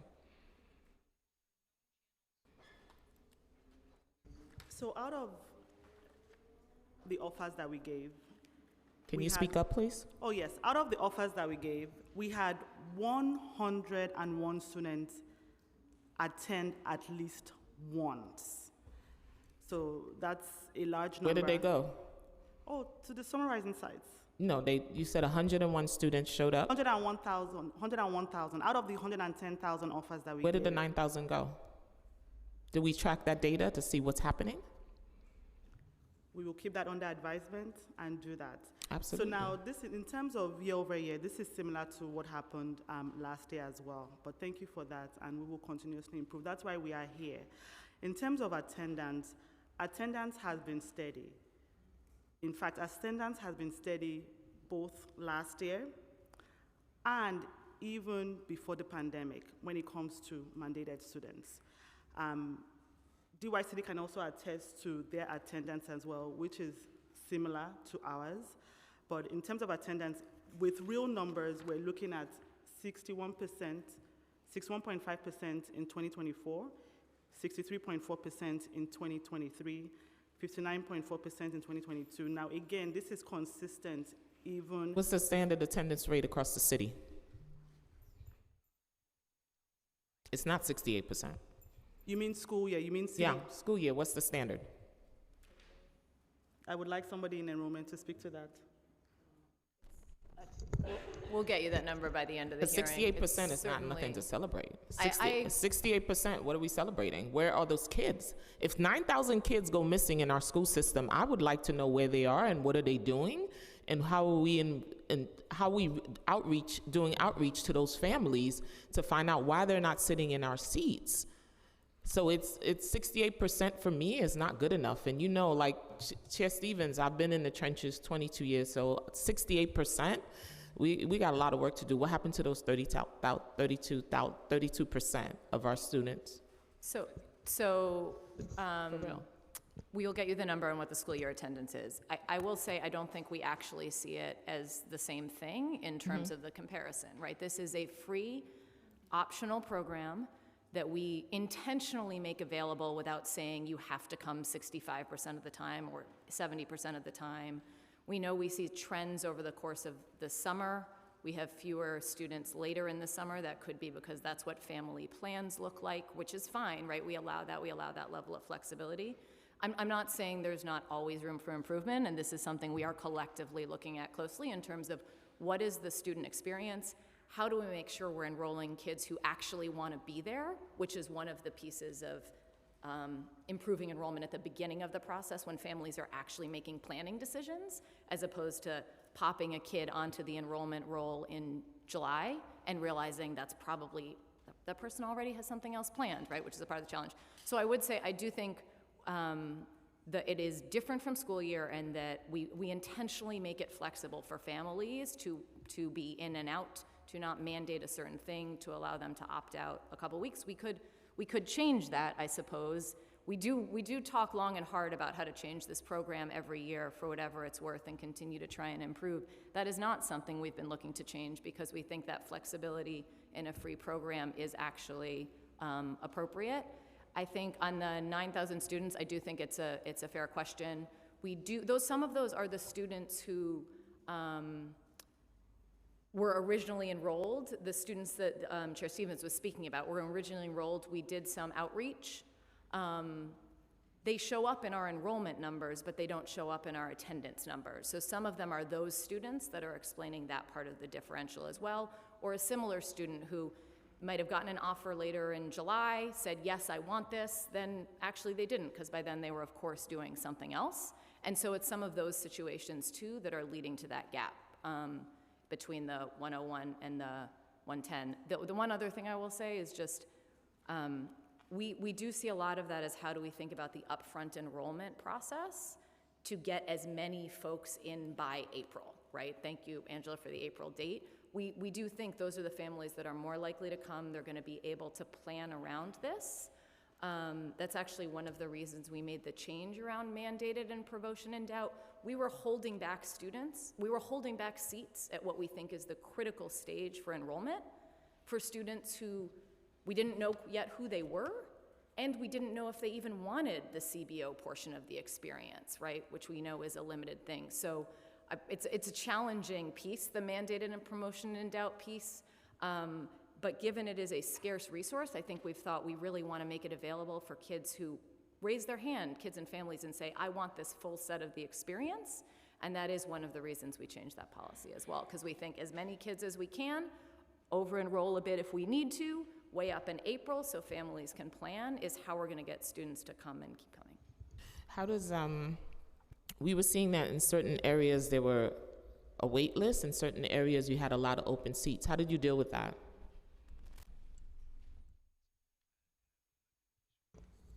Could you please restate the question? There were areas where you had wait lists, and there were certain areas where you had a lot of open seats. How did you manage that? One thing we did in collaboration with DYCD was to understand where we had open seats, and thanks to the My Schools team, Office of Student Enrollment, we made it available so families could actually filter in My Schools to understand where the seats were available and then to apply. We also had that information on our website. Long story short is that we were encouraging families to please continuously check My Schools to understand where those seats are available, to please apply to them. What accommodations were made for parents who did not have access to My Schools? Great question. We ensured that school-based staff, such as parent coordinators, were able to apply on their behalf during the main round offer and also on the wait list as well. We also gave access to, of course, CBOs. CBOs could apply on behalf of their families. And then even the students in temporary housing staff, students in foster care staff, we gave them My Schools access. And in fact, we had over 8 trainings to different stakeholders saying, hey, we are giving you access. This is how you apply on behalf of families. And of course, we welcome continuous improvement ideas. How successful was that? Oh, to our knowledge, especially, through the survey as well, it was successful. And again, I continuously say that any improvements that are needed, let us know. How many students are sitting in Summer Rising classrooms? So we do have a cap size of 30 students. That is the maximum. 30 students. That's the maximum. That's a lot of kids. We take into account, attendance rates as well, but at the end of the day, it's also at the discretion of the principal, based on the capacity of the building. But the maximum, again, I'm repeating, the maximum is 30 students. And everyone is in the same room, whether you're mandated or not, everyone's in the same room. Correct. So that's what we were talking about earlier. So the students who will need the more academic support are lost in the crack because they're coming from a regular 10-month school year with 30 kids, and here I am in Summer Rising with another 30 kids.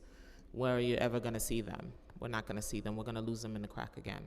And just to jump in really quickly, there was a survey done by UNH, and one of the things that the parents highlighted was the one-size-fit-all model, just even around this, and just one of the parents was concerned because their daughter was in a talented and gifted program, and they were in a classroom with general ed and special ed students, and they had major concerns about like how the teacher was not able to differentiate what the students needed and the academic supports. And so this to me is just like a highlight of like, yes, in theory it sounds okay, but that just is a lot because you have students at such different levels. They said that they ended up pulling her out because that just was not something that they felt was beneficial.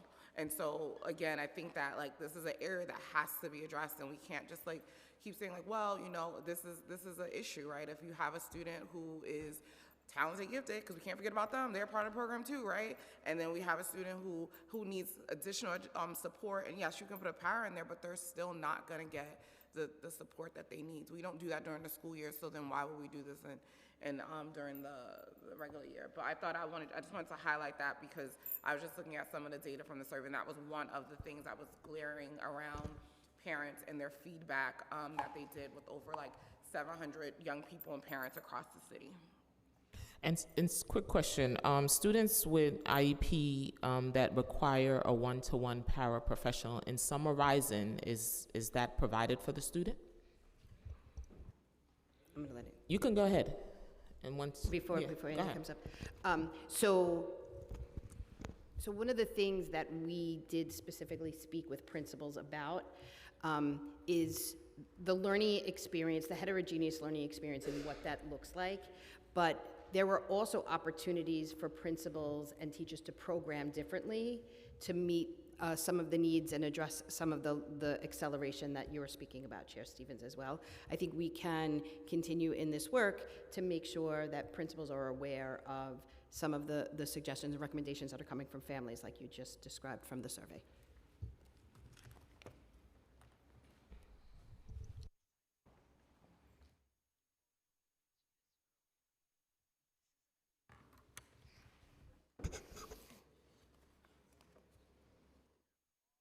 Thank you so much for the question about paras.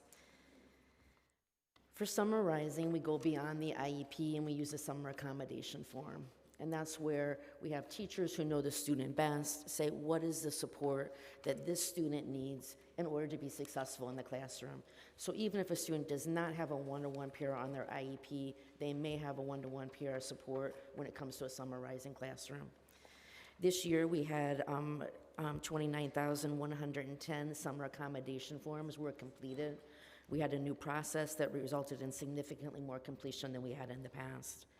When we look at those forms by the teachers who know the students best, we saw that 2,209 students were recommended for a one-to-one para, and we had 15 and 60 students who were recommended for a group para, so size of 2 to 3.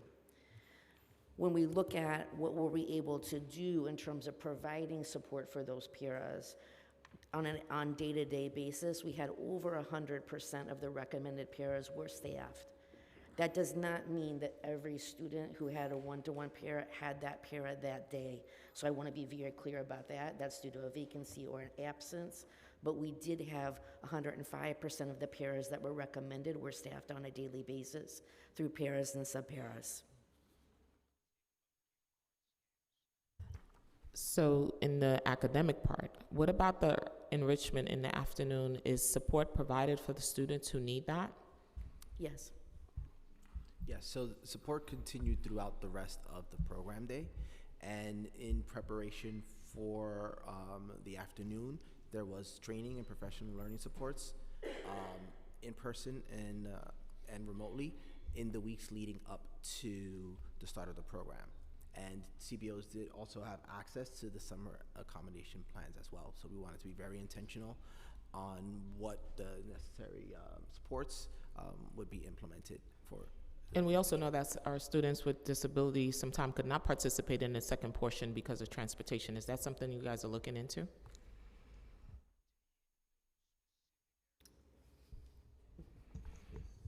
Sorry, I was working on getting the attendance number. It's 89. Thank you. It's Keep working. 89.4%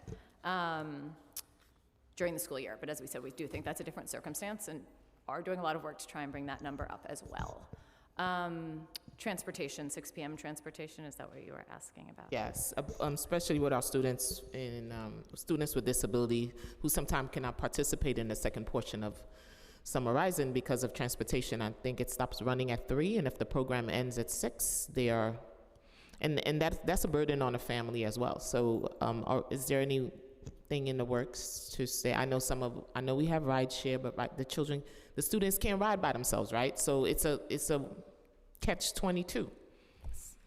So as you know, we agree this is a real challenge and one that we have been working over the past few years to figure out what we can do to address within our current bus contracts, which I know you all also just spent a lot of time on, but I am going to touch on that because it is the core of the challenge. Under our current contracts, the busing's at 3 p.m. We have looked at various ways to address that. As you know, what we really want to do is get new bus contracts that allows us to do many things, including 6 p.m. busing in the summer, after school, all those kinds of things. Happy to talk more about why we are not able to do that right now. In the absence of that, which we have looked at a couple of times, we do provide rideshare for mandated students. That's students with disabilities, students in temporary housing, students in the foster system. We do work to make sure families realize that while that is not ideal, it is available right at the beginning of the application process, so they understand what is possible for them and can plan around that. And that is where we are at this moment. We have looked and are continuing to look at whether there's versions of that that could include a chaperone or someone to avoid the need for a family member to go with the student. That's not something we're currently doing. We are looking at it. When we do have a parent use it, as you know, but just so others know, we do then also give the parent a ride back to wherever they need to go, in addition to a ride with the school with the student. Still not ideal. What we really need is new contracts that allow us to do the 6 p.m. busing. But the transportation has been going on since 2021. So I believe by now we should have at least something in place. And what we have in place at this point is rideshare that we're continuing to promote, make more easily accessible, improve the processes for. But yes, we want to fix this too with real yellow buses. And NYC Bus, the non-for-profit part, can't pick up the kids at around 6? That's not something we can do right now, no. So Nice Bus, same as the others, has the contracts, and they're not available to do that. But this is top of our list for as we go into new contracts, which we are not getting at this moment in time, as you know. Councilmember Narcisse. Thank you, and I know you've been doing amazing work, both of you, with your passion, but I have a couple of questions. I didn't know I was gonna be called right away. Let me start by the trip, like the field trips that you're having. And thank you for the work you've been doing, because I will tell you that your program is very popular. So my question for the field trip, I see 4,200 field trips. Where do we take the kids? Are we taking them outside of the city, or they're all within the city? So there is a balance of trips that happen in the city and outside of the city, and it's very diverse. So just gonna run off a couple of locations. One, because I'm a Yankee fan, we did implement trips to Yankee Stadium, to the MLB offices. I'm sorry?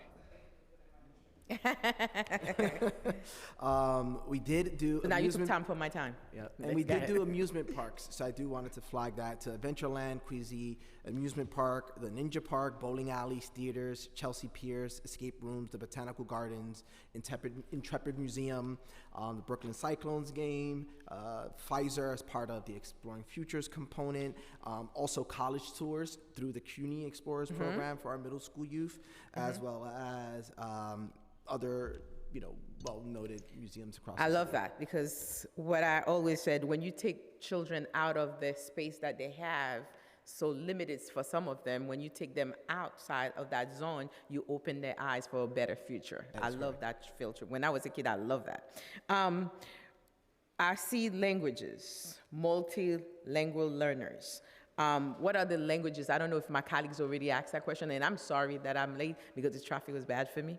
So the language, what are the languages you're offering?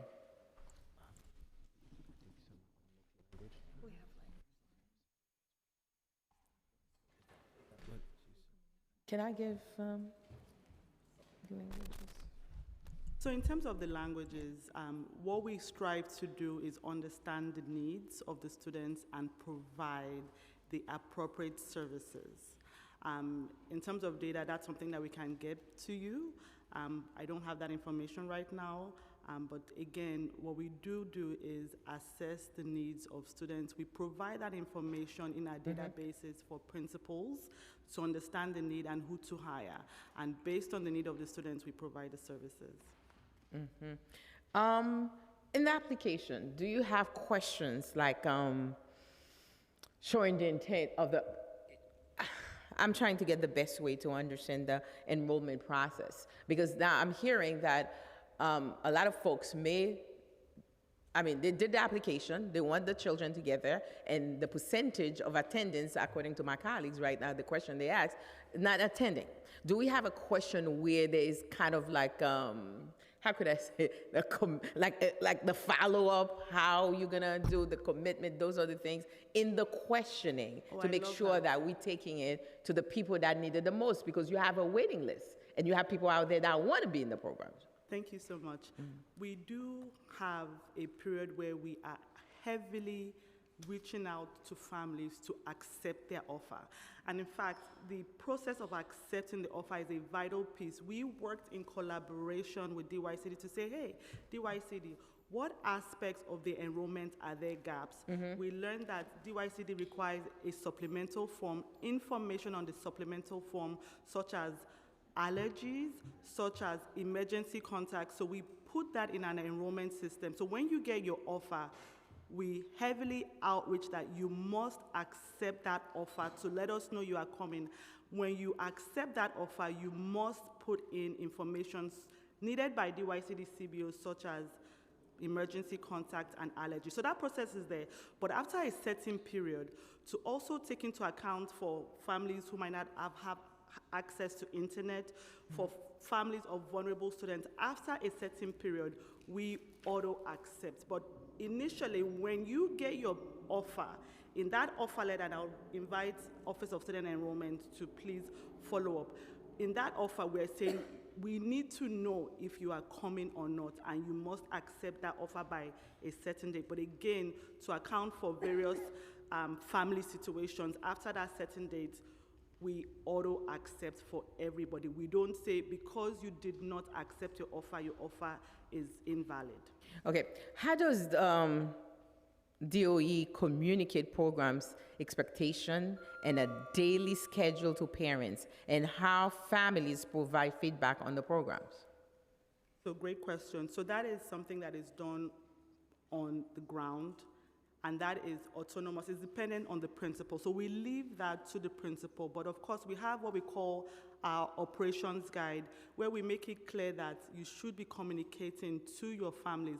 But in terms of the actual process, we leave that up to the principals, because we know they know their community. They've been engaging with their families during the school year, so they know what is best, and we are confident to provide them with the autonomy to do that. But we do welcome suggestions here today. If you feel there are areas of improvement in engaging with families, we do welcome your suggestions. Chair, is that okay to, because I have two more questions to ask. Okay, one more? Okay, how many students, let me break because my time is short. On the waiting list, because you have a big waiting list, I know that for a fact in my district. So do you give those waiting list folks a priority at the second cycle? Yes, we do. Okay. Same priority as in the first main round. And if you'd like us to discuss the priority, The All Deputy right. Chancellor So can do so. you gonna add any more? Because my time is up and I have to listen to the chairs. See, they're playing me because I'm excited because when it comes to students, to young kids, I want to have the best children in my district and in New York City. So I love summarizing. I love the program and I want to have more questions, but I know when my hand is giving to me that I'm going to step back. This is not my hearing, but I will communicate more with you because I think we can do a lot more with this program. Thank you so much for your service. Thank you, cheers. Thank you, Councilmember Nurse. So I guess for me, I'm gonna jump right in. How did the late restorations of funds for middle school program impact providers' abilities to provide programming? Thank you for that question. We were thrilled to have the middle school hours restored in the budget cycle, which included Fridays and late afternoons, as you know. Our providers were able to pivot very quickly and enhance those hours, modify staff schedules, hire additional staff as needed. We always have the goal of maximizing planning time. Planning time is like equal to high quality program, no question about it. In this case, we did have middle school programming set up. It was really just, enhancing the hours. So we are super grateful for our providers in terms of pivoting quickly to make sure middle school students had a full day. Yeah, absolutely. Shout out to them because pivoting at that late in the game is not easy, especially when we know that there's so many barriers, even around like hiring staff. We know that's not an easy task. So definitely shout out to them, but also we have to just do better because that's just not okay, right? Has there been a formal evaluation done on Summer Rising? If so, if no, why not? And is that something that we're looking to do in the future? Thank you for the question. I'll jump in and then you guys should add on top, obviously. There has not been a formal evaluation done, but we have looked at the program for continuous improvement for our own purposes across agencies in a couple of different ways. One of those ways is looking at academic impact of the program, which was something we started doing in 2023 and plan to do again for summer 2024, but have not done that yet. We looked at that academic piece in a couple of ways as well. One is we looked at our citywide screeners, so our assessments that we use across the system for everybody. So that's common system-wide. Folks are required to pick from a couple of assessments. When we looked at those, we found a statistically significant impact in math, particularly for our English language learners. We found a statistically significant impact in ELA for a number of our priority student subgroups. On the academic side, we will continue to look at that. We obviously want to keep doing better in that front, but that's what we found for summer 2023. On the academic side, we also do the, as Danielle mentioned, there are, and Chair Joseph, as you knew, there are assessments built in with the curriculum that are aligned with the curriculum themselves that folks are using. So we also look at those. Those also showed improvement across grades and subjects. I will say the other thing we look at as evaluation of the program is not just that, right? It's also how are our families, our students, our staff, our providers feeling about the program itself. We were really glad to see the report out yesterday. It gave us additional data, but we do also have our own survey data that we look at very, very closely. We had about 13,000 families complete that this year. We had, I think, in total about 6,000 students complete it this year. I'll check the data in a minute. And the data there is really overwhelmingly positive. It's one of the reasons we think there's more to the attendance issue. Is it still more yes or no questions? Because I remember that was a big thing, because I actually have not been able to look at the survey this year. But is it still more yes or no questions, or is there room, did you guys allow more room for anecdotes and more expression? Because I think sometimes, like, if you have a leading question, you're going to get the answer that you want. Because if you're asking the right questions, you're going to lead them down the road. And so of course your survey is going to say it's overwhelmingly positive, right? Where I'm looking at the survey that was done by UNH that doesn't look as positive. It doesn't look negative, right? And I'm not saying that, but there are some discrepancies, because I don't want us to think just because some people don't have options. And so if you don't have an option, what you're gonna say is trash. You're not gonna say you put your child in a trash program, so. I will say, so two quick things, then we can talk about the specifics of the survey. Did not mean to imply there's not plenty of room to improve, just did want to say I told you guys in the beginning. We have you improvement. guys have actually been listening to the feedback. Like when we bring it back to you, you guys are coming back with answers. That's not what I'm applying at all. So we do see improvements year over year, I would say. We have a survey person back there. We do work pretty hard to make sure we use legitimate surveys, statistical analyses, and all those sorts of things across this. But point taken, there are different versions. And yes, as a family, if you send your kids somewhere, you want to feel good about where you're sending them. We do ask specific questions about this part of the experience, about transportation, about academic portioning. We ask both students and families and staff and providers those questions. So it's not just, how do you feel, right? We do try and get more targeted Even with the information. providers, y'all don't always go back and forth with the providers. Asking providers, you're the funder, and asking a provider how you feel about the program, they can't be that honest. So I keep telling y'all that we got to find a different one, because that don't work for me. Is it anonymous at least? Anonymous. They're still their funder. Exactly. Susan, did you hear that? You know that? She's heard this before.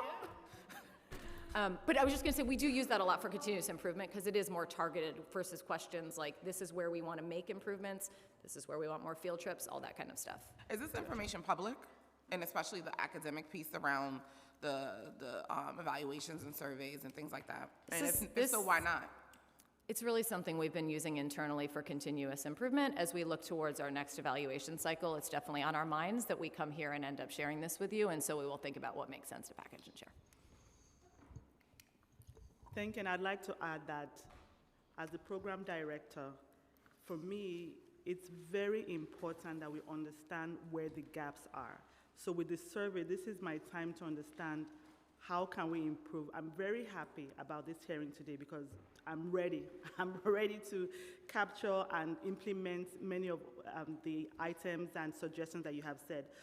But for example, in this survey, we even asked about yoga and mindfulness. We had a yoga and mindfulness curriculum, and we asked students, how did you feel? Did you even feel that we actually had live stream webinars that we talked about mindfulness. We actually showed yoga poses, and I wanted to know, these live streams, were they effective? And they were on the survey. And we asked that to both staff and to students, and we got our feedback. So for me, it's really about the work and about how do we improve. So we have open-ended questions. So to your question, is it only yes and or no? No, we have more intentional and again, open-ended questions. So I know, in collaboration with DYCD and my peers here, how to improve. I'm sorry, go ahead. Well, Chair Stevens, we do a tremendous amount of evaluation, informal evaluation, formal evaluation. We have contracted with Policy Studies Associates, and we work really closely in the evaluations, our evaluation team, talking to New York City Public Schools evaluation teams. Let's not ask the same questions. Let's make sure we're enhancing and eliminating redundancies. So we work in really close partnership on those efforts. Is your information made public? I think, I feel the same, that it's been used for internal purposes largely. I feel we may have shared some of those with you over the course of the years, but we can look back and see what we can do. We're certainly not keeping any of the feedback secret. We've talked about it openly here. And I think that at DYCD we have program managers who go out on site visits, visit every single program. They have components around administration, program service, quality of activities, so we have individual evaluation monitoring tools that we activate as well each summer. What supports are given to providers who are serving students with disabilities? This is a question to DYCD. What supports are given to providers who are serving students with disabilities? And while you get that information, I just want to also point out, I think one of the things that we were hearing, like, because of summarizing, this has opened up an opportunity for students with disabilities to have access to camp where that wasn't something that was happening at this number before, which I think is a positive thing, but I also want us to make sure, as this is, I guess, still very new, this is a place where I want us to kind of dig in a little bit more around, like, what does that really look like? And, like, does it make sense that even in the afternoon portion, should they have differentiatory things, and how are we supporting staff on working with the population, and what does that look like to make sure that it's even more fulfilling for everybody? So I know you were looking through some stuff. Yes, thank you for giving me that time. But to do a deep dive, we did provide professional learning opportunities for our CBOs. And as I mentioned before, this happened in person and remotely as well. Because that was feedback from last year when we implemented this, that they wanted more in-person opportunities, so we wanted to make sure that that was available to them. And some of the courses included creating routines and classroom rules, sensory supports and regulation strategies, preventing and addressing challenging behaviors, and all of that really was all the work that we did with the Office of Special Education.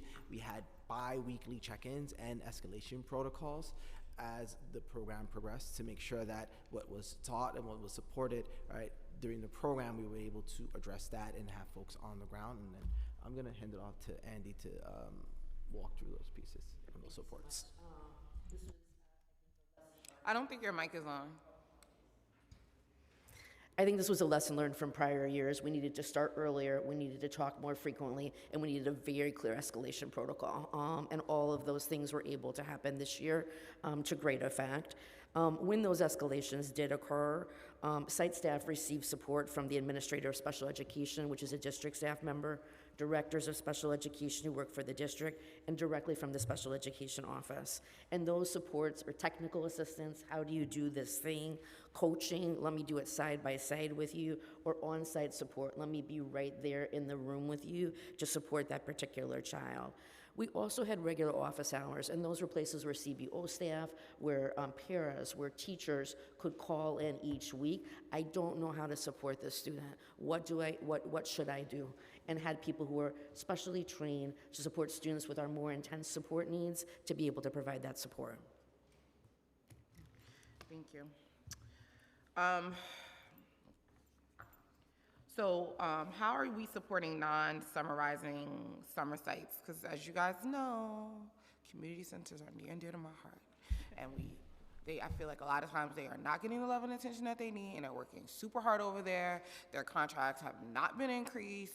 They're doing all this work. They are the janitor, they are the cook, they are doing all the things. So what does support look like for them? How are we supporting them? What is going on? And I would love to hear what's happening. I mean, granted, I know they're doing their jobs, but how are you supporting them? So I am glad you did bring that up. Of course I brought it up. That's my first love. Yeah, that's right. One of the main things we wanted to do was bolster up the curriculum. We had been implementing Exploring Futures, which is the college and career awareness component in summarizing, and we expanded that to not just for programs operating in New York City Public Schools, but to Cornerstones as well. We wanted to make sure that the same opportunities, the same trainings, there was no real net difference between what was being offered and what would be implemented between both spaces. So that was the key feature, and leading into the same supports and offering into the school year as well for middle school youth, again, regardless of, Compass, Beacon, or Cornerstone. As well as in the summer, we provide facility support, right? So if there are any issues with the space as well, coordinating with NYCHA. Not if, when. When there are facility issues. When, yes. And deploying our folks out there to make those repairs quickly and address those escalations as well. So that was a big component that we lifted up this summer as well. Yeah, so the same, CBO convenings that we held throughout the planning stages, that was available to them as well, and even separately as well. Our Cornerstone team implemented their monthly check-ins and planning for their summer services. We still need to get them new contracts, but I'll leave that for another day to fight about. Following reportable attendance, principals and program operators have called for a return of pre-COVID model of separate summer camp and academic programs. Has DYCD evaluated the different impacts between pre-COVID and current summer camp models, and there are steps to be taken to address the decline in attendance. And I just want to say, I know we spent a lot of time on attendance before, but I do want to reiterate, like, I understand why we do need to have a level of looseness for in the summer model, but 68 is still very low. And just thinking about this budgetarily, when we're thinking about the amount of money we're putting into these programs, we want to have some type of impact. And so I'm not saying that it should be mandatory and those things, but we do have to think about what is the most effective, what the little resource, well, I don't think we have little resources, I'm gonna take that back, what the resources that are being appropriated for these things. And so this has been a big call, and I mean, I'm one of the people that's been calling for it, to think about how do we return back to looking more about the pre-COVID model and having a lot more flexibility. And it probably would save us money. Thank you for that question. I'll start. I think we spoke about much of that today in terms of the benefits of the model where we are now. I do think, again, the model has changed significantly since 2021. And I think, as I mentioned, in terms of like the strengths of our partnerships, having, and I appreciate Angela brought up the mindfulness and yoga activities, because that is highlighting that in that 8 to 12 period, it's not just the curriculum, it's other kinds of activities going on, including enrichment activities with the elementary school CBO staff in the mornings. We have strengthened the accessibility of summer programmings for students with disabilities, to your point, and we're super proud of that. We've been able to expand, pre-COVID, we did not have a summer middle school model that went full day, Monday to Friday. A typical middle school model was about 108 total hours during the summer. So we've significantly strengthened the experience of middle school students, the robust scale and scope of the program that they get. Nurses were mentioned, transportation was mentioned. These are all benefits that come top of mind in terms of the strengths of our model, which we will continue to strengthen. I think I would just like to add the fact that having this robust model is something we didn't have prior. And even on the operational side of things, having the support from New York City Public Schools in thinking about our prioritization of the most high need young people, that's something that was a significant challenge for CBOs to manage locally, especially when there's information that won't be privy to them in the application process. And being able to address those needs immediately is something I think, it's something worth keeping. And as we grow this model, looking for more continuous quality improvement. I'm still troubled by the 30 students in a classroom for Summer Rising. Because when I taught summer school, we had about 10, 12 kids. If I had 30 now, my bags would have been packed and gone. Because it's a regular school year, right? So the point of summer school is to have that small group instruction. When do we have a chance to assess them? When do we know if they have enough support? If we have 30 kids in a classroom, one teacher, no matter how amazing educators are, someone is going to fall through the crack. And the purpose of them being there mandated is because they fell through the crack in the 10-month, and they have 6 weeks to make it out. So I'm still a little concerned and bothered about the class size for me. So maybe that's something we need to figure out. How many of those school buildings were accessible to our students with disabilities?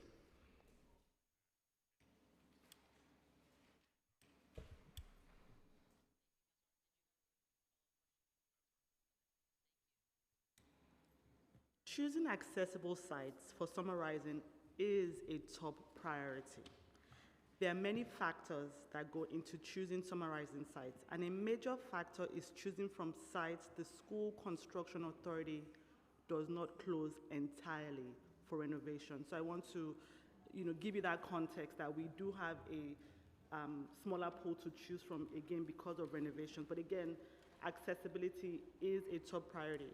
So in terms of numbers and percentages, fully accessible sites, we had 38%. So just so you know, we had 360 Summer Rising sites. And of those 360 Summer Rising sites, 38% were fully accessible, but another 30% were partially accessible. So in terms of fully and partially accessible, 68% of the Summer Rising sites were fully or partially accessible. And which ones were not accessible at all for students, parents, and staffs with physical disabilities? So we did have, in terms of not accessible, 4%, but we had another 100 buildings where we were still assessing the accessibility. But where we knew for sure were not accessible, 4%.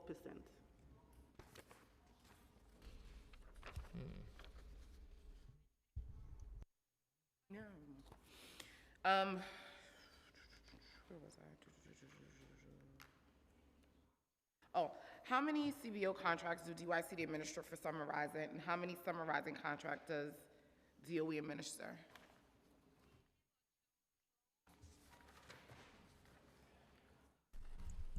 So for DYCD, we had 293 contracts. 293 contracts. And I guess we could just stay there and then you guys will come over here. What's the average association of cost of those contracts, and what is the smallest contract amount? I'm sorry, can you repeat the question? What's the smallest contract amount?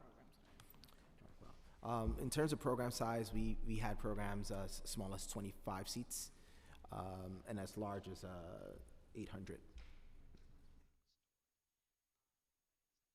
And what's the average cost of those contracts? Like, because what's the price participant? Because that's what the real question is. So for the elementary seat is $14.14. $14.14. And for middle school, it is $13.20. $13.20.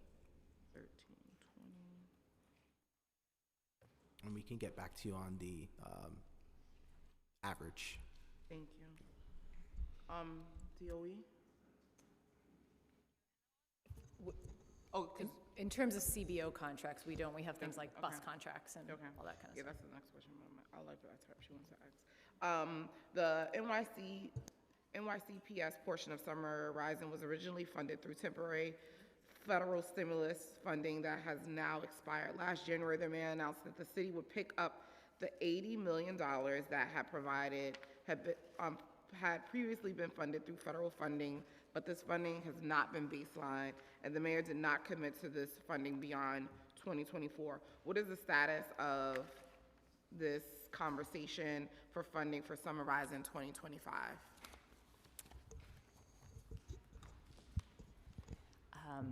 Thank you for the question. So yes, this is one of a series of our stimulus cliff programs that were funded for 1 year and not in all of the out years. The conversations are ongoing. We certainly very much hope to have that funding to fill that cliff and make sure we can continue to provide this next summer. When do you think we would know? Because, time is a ticking. Because, before you know, it'll be January, and so can't wait until March to say we have funding. I don't know when we will know, but it's certainly already a topic of our ongoing conversations. Last year, this is something that happened in the January plan, which was adequate time for us to collectively plan for the summer or to get things up and running. We're already planning, but adequate time for us to really get started. You guys are already in the midst of planning for 2025, although there's no funding. Got it. So I'm gonna ask some questions about the legislation. And I guess for me, the first question would be around Intro 700. And I guess my question is more around, I know that DYCD is already doing work around college preparedness and access and all that stuff. That's just the work that we do. And so is the reservation around this legislation because of lack of funding? Because we were already doing this work, so why wouldn't we just kind of solidify it? Well, I think it's a good question. We absolutely support the notion, focused, I think, on 11th and 12th graders in the legislation, of expanding information, access, experiences for young people to support college access. I don't think DYCD has the kind of robust connection with 11th and 12th graders that can be really relied upon, as I'm reading the legislation, to actually walk students through the college application You process. know and we those do this work resources. regularly, especially in our cornerstones and those programs where students who often don't have a connection with schools go in and do this work. So that's why I'm asking, is it because of funding that this might be reservation around the legislation? Because I can do that and say, okay, well, let me go out here and figure out the money. But like, I feel like we're already doing the work, and so is it the funding that's the issue? Because the work is happening. I agreed, and we don't want to walk away from that work. We want to continue to support the work that New York City Public Schools is doing around 11th and 12th graders in college access. I don't think our reach is robust enough to be relying on DYCD-funded programs across 11th and 12th graders to have that kind of impact I think you're asking for across the board. I think that happens with New York City Public Schools. But where we have connections through Cornerstones or Beacon, other programs with 11th and 12th graders, we appreciate like the sentiment, the value here about the important role that after-school programs can play in supporting college access. Yeah, I just want us to like kind of like just look at it a little bit further, because like one, I think to say that we're going to leave it to DOE, that doesn't make sense to me, right? We just sat here for 3 hours talking about how the collaboration, this is another place where we should be collaborating on, because again, we should be touching students at all the different points. And so that's why I even led with, is it a lack of funding? And then I can go out here and like try to find the money, opposed to it being like, oh, we don't have the reach. Because I know for a fact, you know for a fact, this work is being done on a regular basis. And we know a lot of times these programs are catch areas for students because they're not getting the support in DOE. Right? We know that a lot of times they end up in our community centers asking for college support and our Cornerstones and Beacons because they're not getting that support and it's not there. So I think we should definitely continue to talk and have some more feedback around that, and even get your feedback or reservations around why this will look like, what it would look like if it did go through. I guess my next question was around Intro 794. Because I know you talked about in your testimony that the youth board, one, I'll start with even like the youth board currently has 3 mayor appointees who are under the age of 25. We know that that's not the norm, and it should be, because people who are closest to the problem should be the one making the solutions. And we often have, which is my pet peeve, conversations about young people and what we believe is best, and they're not part of the conversation. And so, yeah, we have people under the age of 25, but that's not the norm. And so for me, we do need to get to a place where young people are also part of the decision-making process and advising us when we need to see. And so that's one of the main reasons why it's like this is important to me. And so I was just a little bit thrown back on like, why wouldn't that be something that a youth agency would support? Youth voice, connection with youth groups to provide feedback to our program, 100%. DYCD engages, for example, in the Runaway and Homeless Youth Services program area with the Youth Action Board. We're very connected with young people with lived experience to hear their feedback. DYCD also operates youth councils and youth boards. We facilitated youth town halls to get feedback where young people express their concerns about resources for mental health and public safety. We want to do as much youth engagement as possible. I think our feedback to this bill is around the value of having young people along with adults who can potentially support programming by providing access to businesses and the opportunity to enhance programming. So we want to have youth voice, we want to strengthen youth voice. We're exceeding our, the requirements in terms of youth voice on the youth board. That's something that's very important to Commissioner Howard. And we have many other ways we want to engage with young people to help and provide feedback and inform program offerings. And even the statement around the youth board in the panel, where it's like, oh, we don't want, like, I get that you want to make sure that you have a variety of experiences, but like, there are people who work in the private sector that has experience with young people. Would you hire someone in DYCD if they had no experience before? I mean, why would we not have some type of requirement or criteria when we're thinking about putting together boards around like, how does this connect to the work?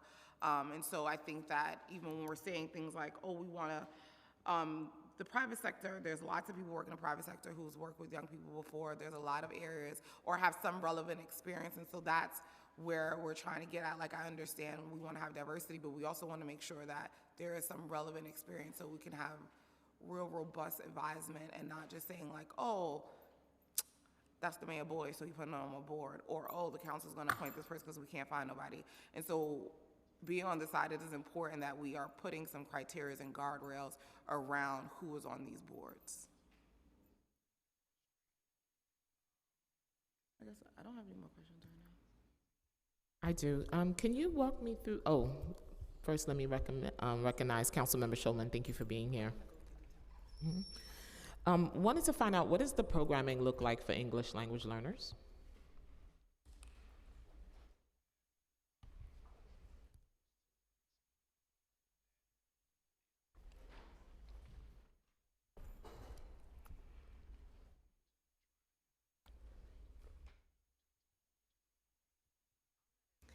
And this is for summarizing.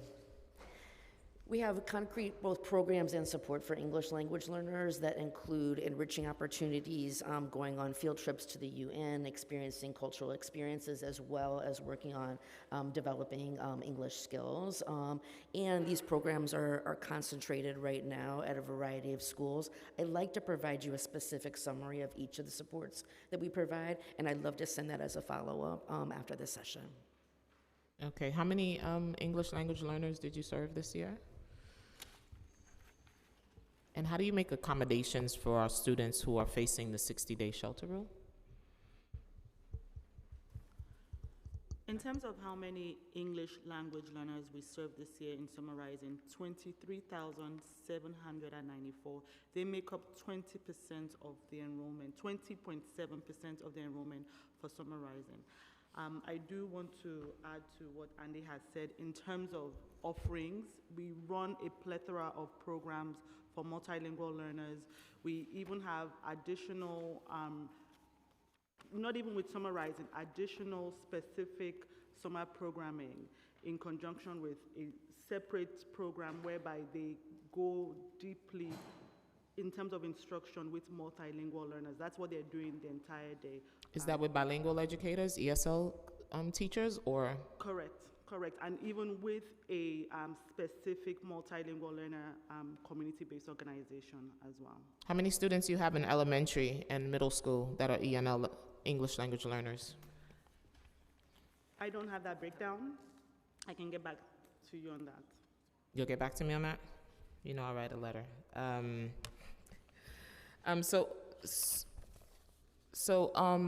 Just wanted a quick, for our students in District 75 classes, what is New York City Public School doing to ensure that students in District 75 are participating in class during the day and can stay in the same school building and participate in the afternoon session? Great question. The initial budgeting process for 2025 Summer Rising does include the cost for District 75 students additional to stay in the same building for the afternoon portion. And we're hoping to be able to provide that programming so they can stay in the same building from the morning time, their academic, to the afternoon.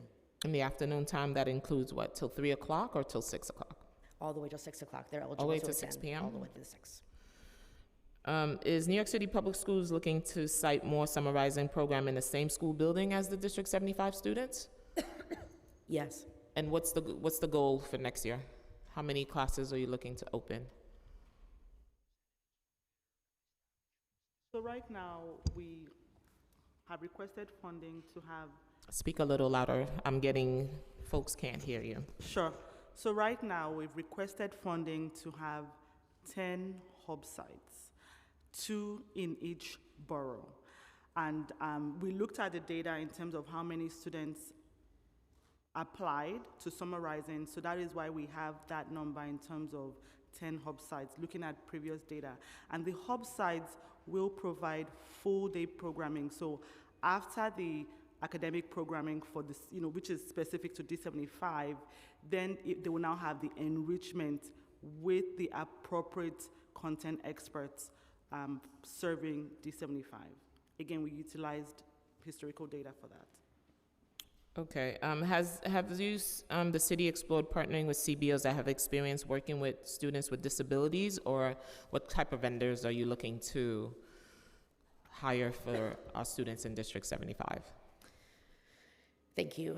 New York City Public Schools consistently partners with DYCD to build the capacity of all CBOs to support students with IEPs. We have seen CBO capacity to support students with IEPs increase from year to year, which has been phenomenal.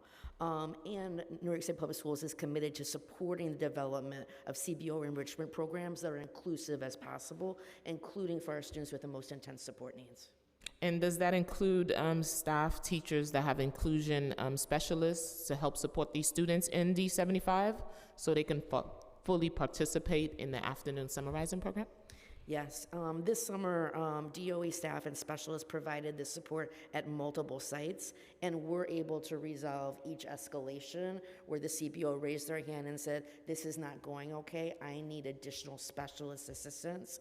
We are also looking to say, can we do a borough-based specialist who really has that expertise in terms of inclusion and accessibility, particularly for challenging behaviors, so that that person is able to be even more responsive as a resource and proactive to both build capacity but also respond to questions and challenges. And that specialist will be in the summarizing and the afternoon program supporting the CBOs who may not have staff that are familiar with that type of setting. Exactly. Okay, see, Councilmember Stevens will be very happy to hear that. So for summarizing 2025, will transportation be provided for students who qualify for busing, who don't want to participate in the CBO, afternoon CBO-led programming?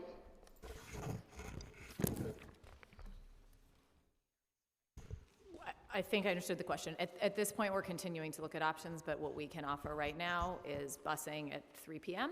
And then for mandated students, students with disabilities, students in temporary housing, students in the foster system, rideshare availability after that. So if it's for the summer of 2024, how many of our students qualified for they were eligible for bus service, and how many of those students were also part of the prepaid rideshare for afternoon transportation?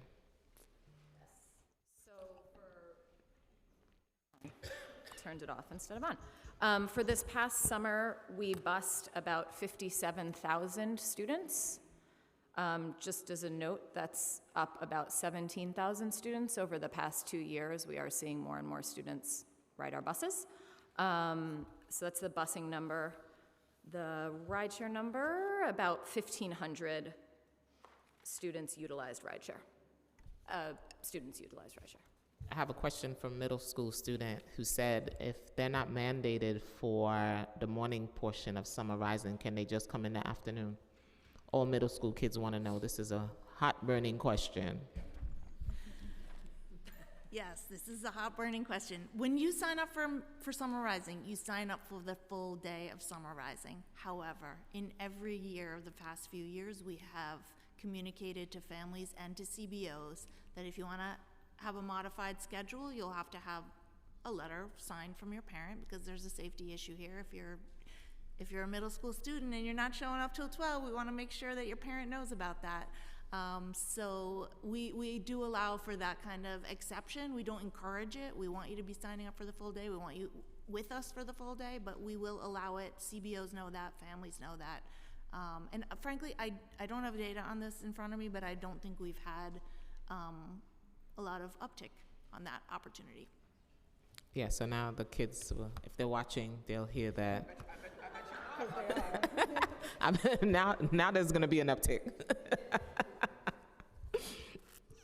Some CBOs had reported issues with My School, DYCD Connect during the enrollment process for Summer Rising 2024. How does New York City Public Schools coordinate with DYCD to ensure seamless enrollment for students?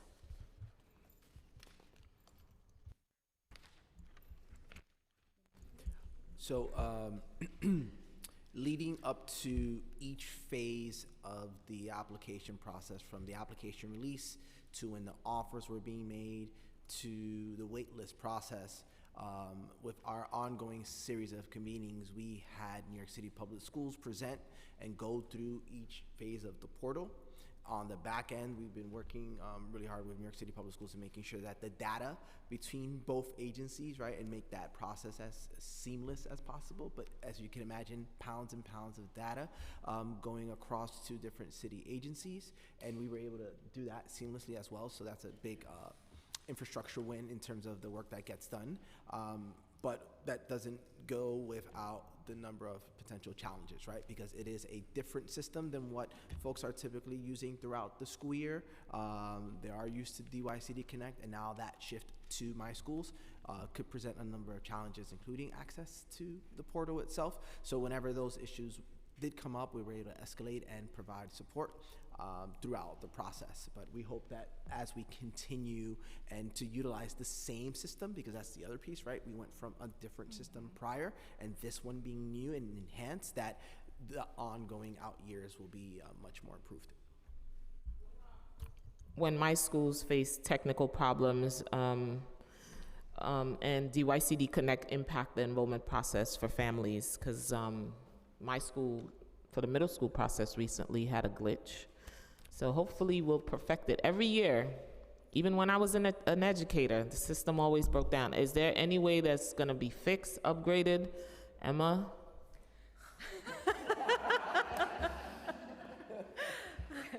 That felt personal. So, just so we're clear, there were some issues recently. There weren't issues with Summer Rising last year in terms of technical issues, and that was actually despite the fact that Summer Rising enrollment is larger than any of our grade band enrollments. It was actually something the team worked very hard, the technology team and the enrollment team, to make sure we were ready for that, because it was bigger than anything we've done before in terms of number of students, and it did go smoothly. In terms of other issues, we are happy to talk more about them. We are continuously working to improve and ensure we can meet the more flexible needs of the types of offers we want to be able to make to students and upgrade between us and Leanna and Trevonda and team, and we will continue to do that. The truth is the adaptability of My Schools is really quite useful for us at New York City Public Schools. They can change an enrollment policy, we can go make it happen, which would be different in a different sort of vendor system, but we do believe in the long term we need to upgrade and do plan to do that. So you're working in real time to troubleshoot My School if it decides to break down? Around the clock, 24 hours a day over the past few weeks, yes. And then we had a nice celebratory breakfast between our teams. Well, thank you. Has New York City Public Schools received feedbacks from families on whether they prefer centralized My School enrollment process or the previous program-specific enrollment process? What are the parents saying? So as mentioned, we explained that we had a survey to over 13,000 families. I mean, they filled out the survey. So they're happy.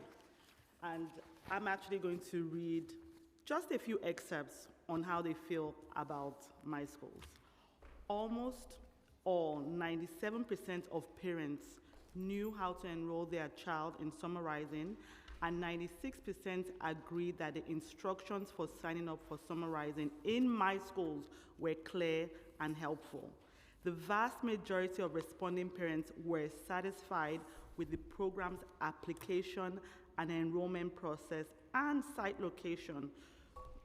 In addition, 92% of parents enrolled their children in the summer program location. Let me read that again. In addition, 92% of parents who enrolled their children in the summer program, they were able to do so in the location they wanted. And Leanna, would you like to add to that? No, I think, yeah, we agree. Parents seemed happy. And we're looking forward to continuing to do it. No, you have to talk into the mic. Daniel really touched on this, but I do also want to just say, so we do have good feedback from families. We'll also continue to work and make it better. From our collective perspective, the things we were able to do system-wide by having a centralized process that used My Schools in terms of a fair, equitable process, moving away from first come, first serve, being able to prioritize our most vulnerable students, being able to plop kids right off the wait list and into the system in a common way, giving families more information about where sites are, about where actual waitlist seats are, open seats are, where they are on the wait list. There are just a lot of upsides, we think, for families, almost all of which were directly responsive to feedback from you all or families along the way. So we'll continue to work to improve, but we do think we've made a lot of progress in some of those shared system-wide goals. How many students did you provide with MetroCard for the summer, for Summer Rising?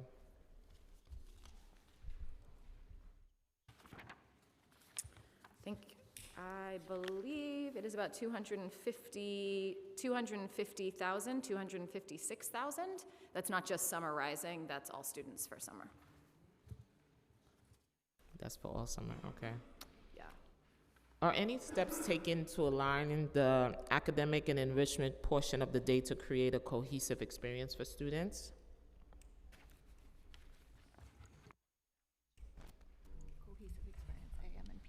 You know, that togetherness that we've been talking about.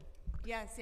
I think one data point we have around that is that we had more submissions or responses around the collaborative planning tool this summer than ever before. Some of the things in the past summers that you've been calling for is opportunities to meet CBO and schools in advance, opportunities to talk about where the scheduling is, what rooms are going to be used, and what activities are going to be implemented. We see more and more joint activities being planned in terms of special events.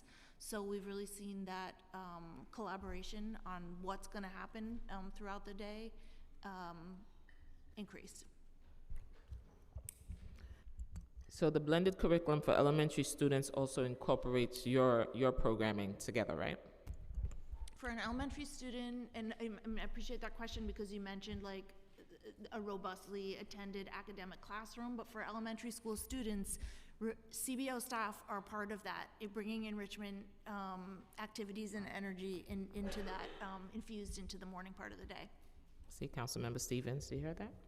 Are CBOs provided with curriculum and lesson plan prior to implementation during academic programming? Is that provided prior to that? Correct, and which is, I'm glad Susan did bring up the fact that we had record numbers of schools and CBOs filling out the collaborative planning tool. The collaborative planning tool has a section where the principals must list out the curriculum to the CBO provider, so yes. I would also like the record to show that I've been talking about this collaboration tool, and this is one of my recommendations, so I'm happy it's happening. Thank you. The collaborations. So, for example, we have 110,000 slots. Let's say you get 120 students. What would it cost to just accept all 120,000 students? It's a budget question. I mean, it's a two-part, right? Because it's us now finding more opportunities to find more CBOs, right? Okay. It's also worth noting, right? We wanna be thoughtful about what this means to expand, and even in this current process, when there were opportunities to increase number of seats because we were looking at applications, we had to be thoughtful about that expansion because we want to make sure that, you know, on the ground CBOs are able to provide those support effectively. But also, you know, there's other costs to that as well, right? When you open up more seats, that means more space, right? More supports, because if we're prioritizing more youth, they may need other additional para supports, transportation, buildings, meals, right? So it's kind of a price tag that goes ... Do you have a number? That's a great question that we'll have to... We don't have a number. I will say on our side, because of the way the costs work, it'll be very hard for us to give a precise for this many kids, this many things. As you know, things like busing, facilities, even teachers in a classroom, nurses, they're not a per student cost. And so it'll be challenging to do in that way, but we can certainly work with DYCD to talk about the cost of sites and stuff like that. I would actually love for us to focus on getting the attendance up from 68 to higher than talking about expansion. That actually was stressing me out because I think we're at a critical moment of like evaluations, because some of the things I think that came up today is even thinking about the students who are mandated versus students who are not mandated, and there's some bumps and that we still need to work out, and thinking about this one-size-all-fit model is not working. So what are some things that we can do before we start expanding? So before y'all start crunching your numbers, let's actually stay here and focus on what it is before we expand. Because we're going to expand at some point, right? Like, we're going to get to universal childcare and after school and all these things, but I think we need to make sure we have worked out all the kinks before we even get there. So I know where we're going, but we ain't there yet. I very much appreciate that question. We mentioned many, and we could say more about the things that we did to increase attendance. That's a goal for all of us, to maximize participation. Why? So more families can get in. And one of the things that we did this year was over-enroll high-demand sites, because we have the data about what kids are attending. And so we work to ensure to our providers, if you're getting 100 seats, we're not anticipating you need to serve any more than 100 students. This is something that we also saw in the UNH report, and I wanted to say, that's one of the things we attempted to do to increase attendance rates, and we're going to keep trying. This over-enrollment, not because there was an expectation to serve more young people, but because we see the data patterns now, and we know that we can push a little bit further. How do you track success? How do you track success on the academic side and also on the activity side? How do you know you got it right? So I think on the academic side, it's the measures we talked about before. It's the screeners we look at citywide. It's also the assessments built into the curricula, aligned with the curricula, and those are what we're looking at and continuing to look at. We also are interested in how our staff and students are feeling about the feedback, are feeling about the experience, and that gets into the survey, which also gets into our enrichment activities.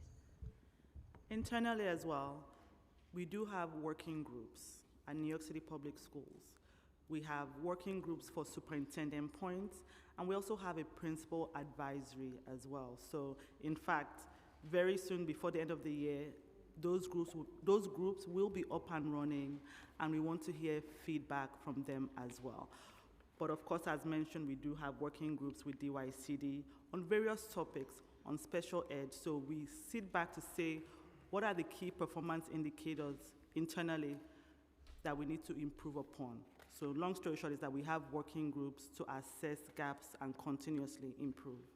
In addition to, of course, the impact analysis, in addition to the surveys. Do you have a number of how many mandated students you had for the summer and how many went on to move on to the next grade? Yes, so we had a total of, this year, we had a total of around 10,300 mandated students.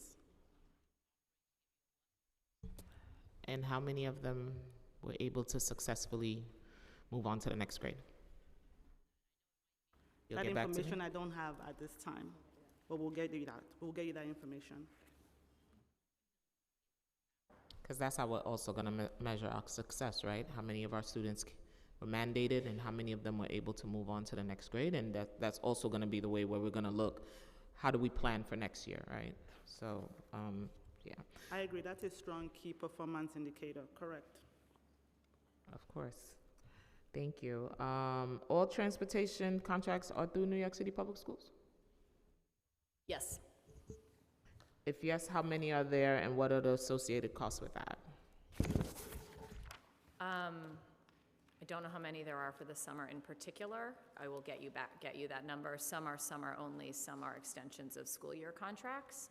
As you know, we have 100 contracts generally for busing overall. The overall cost of busing for this last summer was roughly $100 million. Does the contract extend as an extension or from the contract that you already have? Do you mean the big extension or Yeah. do you mean the summer? Just the summer. Yeah, so some of summer is summer-specific contracts, and some is the rest of a school year contract. Rest of the school year contract, okay. But they're thank the you for that. same, they have both have the same rigidity around what's in them. Thank you. What outstanding summarizing funding exists in FY25? If there are any funding left over for the upcoming summer, do you anticipate New York City Public School and DYCD would have to add funding for the upcoming summer? I'm not aware of that The we pot have is any- empty?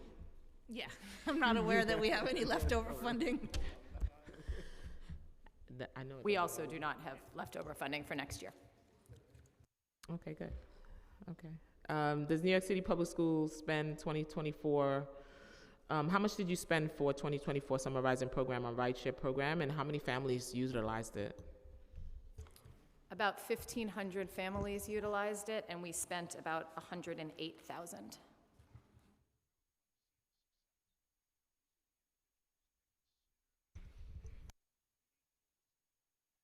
Can I say one?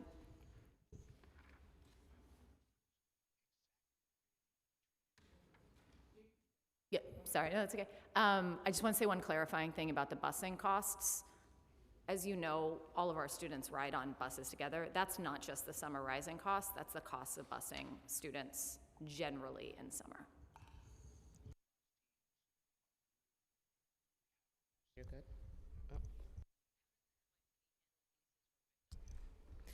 All right, we're good. So thank you.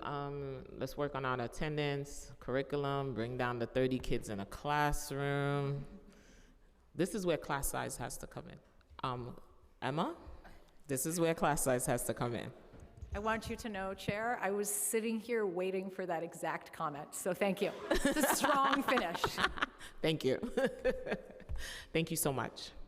And we look forward to seeing you soon in partnership. Thank you, Micah.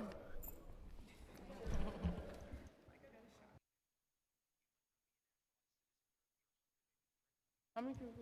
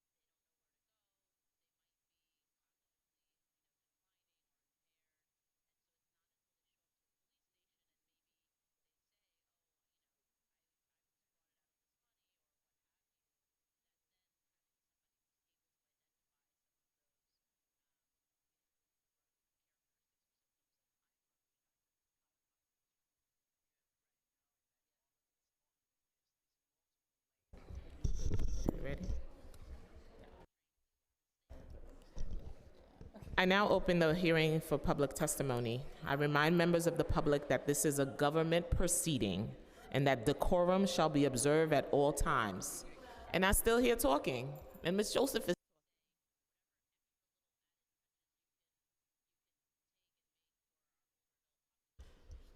Okay, I'm back. I now open the hearing for public testimony. I remind members of the public that this is a government proceeding and that decorum shall be observed at all times. As such, members of the public shall remain silent at all times. The witness table is reserved for people who wish to testify. No video recording or photography is allowed from the witness table. Further, members of the public may not present audio or video recording as testimony, but may submit transcript of such recording to the Sergeant at Arms for inclusion in the hearing record.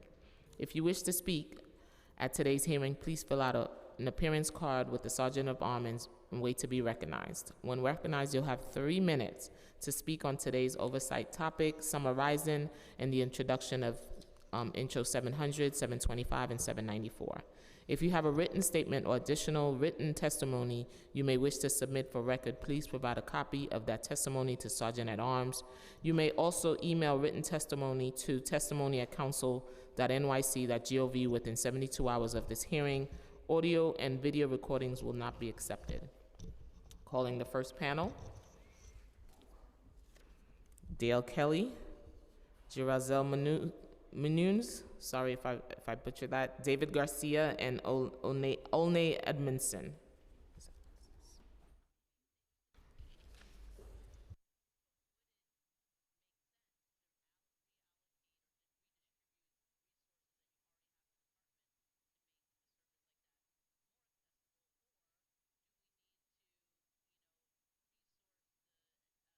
Dale, when you're ready, you may begin your testimony.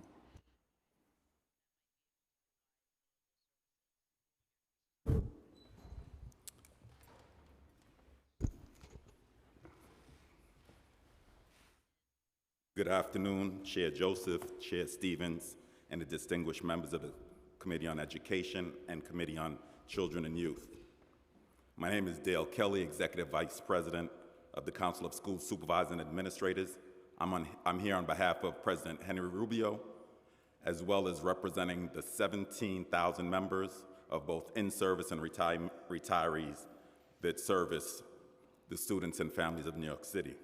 We deeply appreciate the Council's attention to Summer Rising, a program that has become indispensable for our city students and families.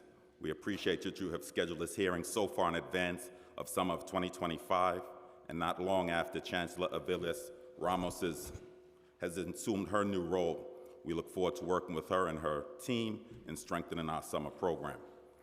This past summer brought positive strides for Summer Rising. We are encouraged by the success of the phased enrollment, which ensured that our mandated students were provided with priority access to the program. Principals reported smoother enrollment with fewer barriers for families and increased communication from schools, improved clarity around the program. CSA engaged with the department early and often to provide principals real-time feedback, addressing challenges promptly, and creating a more collaborative environment. This was the first time that principals felt fully empowered to influence Summer Rising's planning and executions. Yet, challenges remain.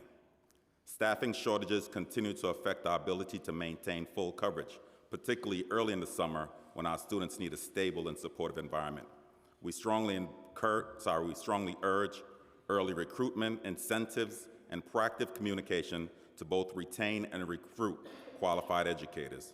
Transportation also remains a concern, especially for students with disabilities who could not fully access the program's extended hours. Finally, the rise in English language learners, including many recent immigrants, highlights the need for expanded language support and language acquisition opportunities. For Summer Rising 2025, CSA recommends several actions: letting principals insight guide planning, establishing a formal playbook for school leaders to follow, securing early staffing commitments, building stronger school and CBO partnerships, and improving transportation services. Additionally, aligning calendars and schedules across grades and programs to support family engagement and simplify coordination for those with children in multiple schools. With continued collaboration, inclusive practices, and principal involvement, summarizing can become even more impactful. Thank you for your time and continuing commitment to supporting our students, families, and school communities throughout the school year. And if I can just beg for another couple seconds. I just want to address something that Chair Stevens said earlier, because I had never heard of that instance she described where a school principal had refused to allow a CBO partnership to present a parent forum. And I'm now speaking as a principal who was a middle school principal in East New York, Brooklyn for 10 plus years, a 21st century school who had countless CBO partnerships. Those partners were true partners. My students and families were the ultimate beneficiaries of the services they offered, and I can think of no reason that a principal would not allow a CBO to have a venue to speak to their parents, our students' parents, because ultimately they're going to benefit from that. So I would like to speak and learn some more about that situation, see if we can sort of help to alleviate any of those sort of anomalous situations. And Chair Joseph, I too was surprised by that 30 students in a class summer school figure that the department just provided. I'm hoping that number's a bit exaggerated because I haven't heard numbers that high.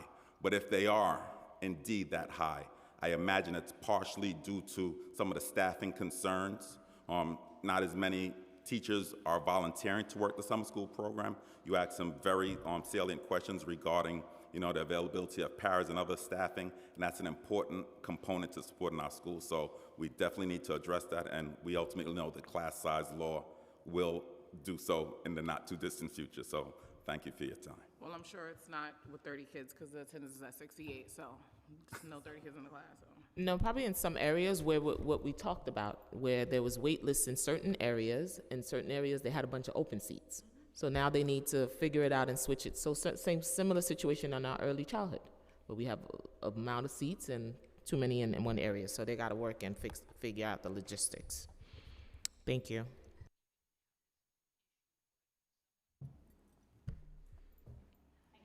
Oh, thank you. Hi. Thank you so much for listening to us today. My name is Jerissa Munoz, and I am a social worker and a program director at Center for Family Life in Sunset Park, one of the community-based organizations that partners with the DOE to provide Summarizing. I myself have run Summarizing for 2 years now, and I'm here to just share some of the lived experience that we've encountered as running program for 2 years. So it's clear that the city has invested tremendously in this expensive model. However, our parents and community members are interested in, again, knowing what are the educational outcomes. As Ms. Joseph had stated before, we really want to know how our students who are mandated, who require this more supported education, are doing after they attend Summarizing, because it has been our experience that the majority of the students that attend Summarizing are not identified by the schools as academically at risk or promotion in doubt. This unfortunately means that the students that do need these extra services, this extra attention, end up in a large classroom of apparently 30 kids or more in a setting that is taught by an inexperienced teacher or even sometimes an unlicensed substitute due to the staffing conflicts at the DOE. We are concerned that the students needing the most attention are not receiving the high-quality educational intervention that they need and deserve, particularly since through the motto states that there are 4 hours of academic instruction 4 days a week. The building is often overcrowded, and the morning academic portion of the programs are understaffed. That means that the first hour is usually devoted to breakfast with no academic instruction, and often lunch rotations begin an hour before the academic instruction is set to end, leaving just 2 hours of time in the morning dedicated to academics. Our students needing extra help deserve better. They deserve tailored instruction in small group settings by experienced educators, not just 2 hours of boxed remedial curriculum in a classroom with a majority of peers who do not require academic intervention, distracting them while the other 2 hours are scheduled as filler to compensate for the overcrowding in the schools that Summarizing programs are located in. Schools and CBOs care deeply about and invest heavily in building relationships with families, students, and one another. Research has shown time again that the strong relationships with educators and other caring adult staff such as the staff in our CBOs, are linked to positive outcomes for the youth. However, there is no continuity under the current enrollment process. Parents and students are upset that when they are offered summarizing slots, it's often in an unfamiliar school or in an unfamiliar CBO. Relocating schools and CBOs to buildings where there is no pre-existing relationships or foundation of trust does not promote the implementation of high-quality program. Principals in charge are put in untenable positions, overwhelmed with close to a dozen feeder schools, enrolling students for whom they do not give access to IEPs. Just to close, it leads to lower quality programming negatively impacting children, and even in one case, one of our principals disallowed staff from using crayons or markers a summer without art.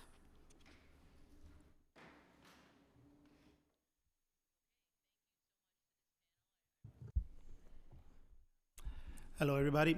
My name is David Garcia. I'm a program director at the Center for Family Life. I've run Summer Rising now for my 4th year since the first summer we've done this.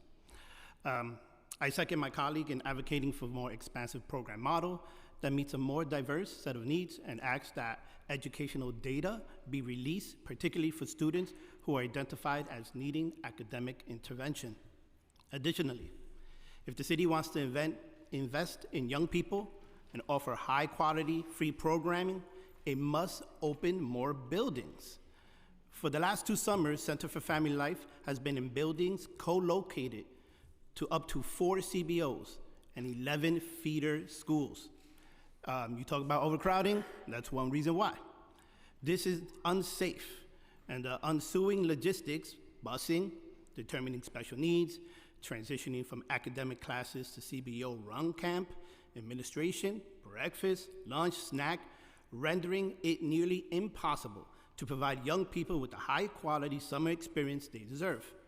In our experience, when buildings are as overcrowded as we've seen the past 2 summers, it becomes logistically impossible for camps groups to access spaces like the gym or the schoolyard more than once per week, resulting in children spending most of their week sitting in one classroom all day long. The Summer Rising enrollment process will be far more effective if schools and CBOs could collaborate and support families in enrolling in a summer program that meets their children's needs. If the city recognizes the value in offering choices to families, and there were multiple models to select from, families, schools, and CBOs could determine the best fit, be it tailored academic interventions, high-quality camp, or a hybrid model. This will leverage the relationship capital referenced earlier between schools and CBOs and their families, and we believe result in a less attrition and more student and family engagement. Our observations over the past 4 summers have been that families drop out of Summer Rising at rates far higher to the rates we saw prior to Summer Rising. When cities funded CBOs to run full-day camps and allowed them to control the enrollment process. Additionally, when slots do open, they remain unfilled for anywhere between 3 and 9 days, due to the mandate that there's a 3-day wait period to be observed before offering the slot to another family. Often families were receiving simultaneous offers for CBOs for slots. When one offer was accepted, the other CBO was required to make an offer to a new family and wait an additional 3 days for a response, leaving a funded slot open for 6 days. This happened dozens of times over the course of summer of 2024 at the Center for Family Life, resulting in a revolving door of participation, which is detrimental to the students in the group, experiencing such instability and wasting the precious slots that should remain filled for all 7 weeks of the summer. Hello. I'm gonna kind of bookend what my colleagues here have said. My name is Olney Edmondson, and I'm a social worker and program director at Center for Family Life in Sunset Park. I ran a Summer Rising program in the summers of 2021 and 2022, and for the last 2 summers, summer of 2023 and 2024, I have run a camp funded by the NYS, the New York State Education Department. 3 of our partner sites in Sunset Park have been able to provide families with this alternative summer programming option, a 5-day per week summer camp, the model of which includes arts-based literacy programming, trips, special events, project-based learning, and a focus on social emotional learning, and is staffed by teaching artists, teaching fellows, social workers, and young adults from the Sunset Park community. As we have done since before Summer Rising, we worked closely with the 3 principals to ensure that students identified by their schools as needing academic intervention were enrolled in Summer Rising so they received the necessary academic supports to support that student. However, many families with children who were not mandated to receive summer academic intervention were delighted to have an alternative program for their children. Families that had enrolled their children in Summer Rising in summer of 2023 heard such praise from parent networks about the alternative camp option offered by Center for Family Life. They relinquished their Summer Rising slots that they were offered in 2024, and instead they chose a program where their children who had performed at or above grade level over the course of the school year would not need to participate in remedial academics for 16 hours per week. This is the type of choice families across NYC deserve. We hope our testimony will bring about a meaningful examination and reconsideration of the Summer Rising model, transparent sharing of the academic outcomes of student participants, and significant changes in the operation of the program so that our young people can thrive. Thank you.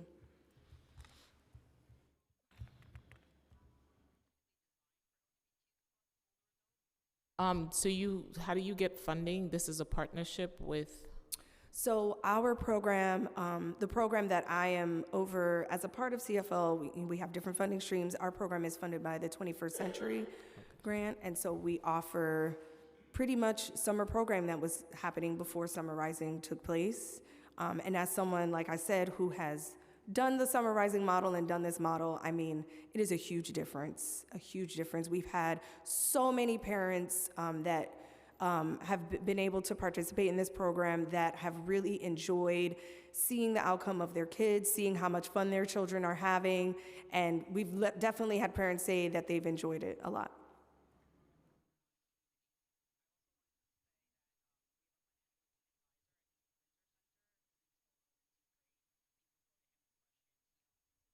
How many days a week are kids doing enrichments? And the students who are not are students mandated to your program, or it's just so you don't know? Mandated. Oh, they're not No. mandated. Yeah. Okay. And how many days a week do you meet? 5? 5 days a week.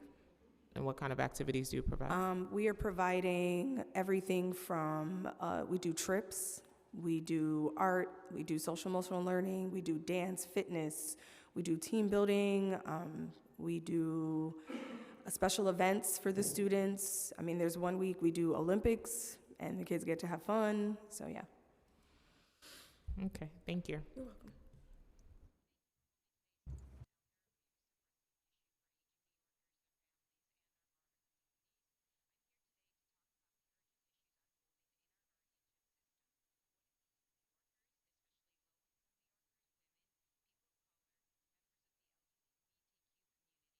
Thank you. Trenton Price, Randy Levine, Dante Nottingham, Keith Hicks, Deborah Sue Lorenzen.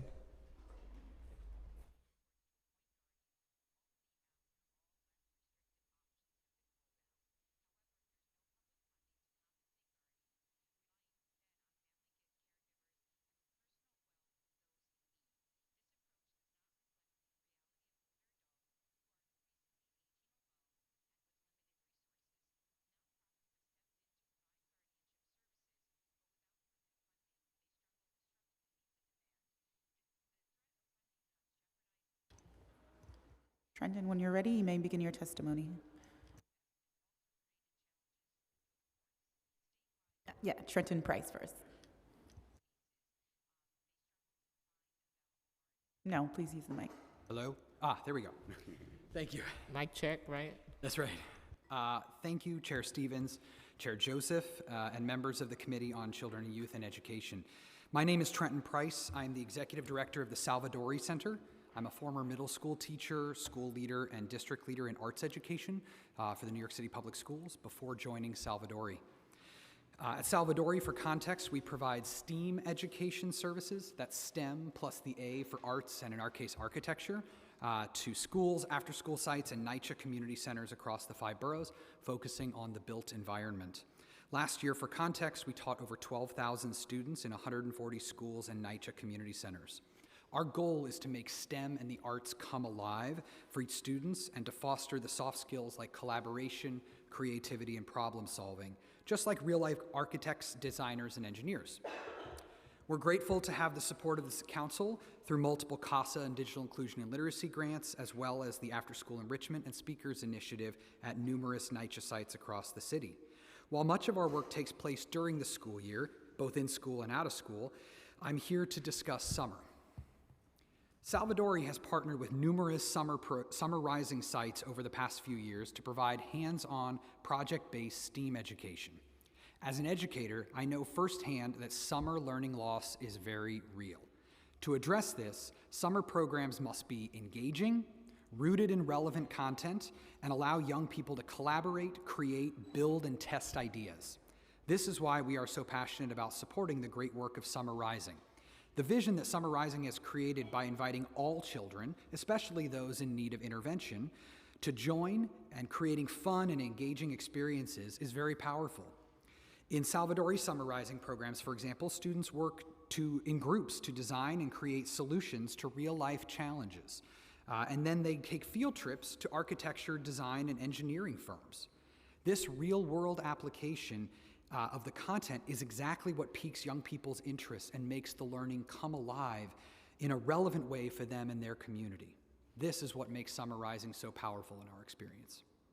I thank you for facilitating this hearing and for your commitment to supporting young people across our city and for your commitment to providing really robust and meaningful learning experiences over the summer.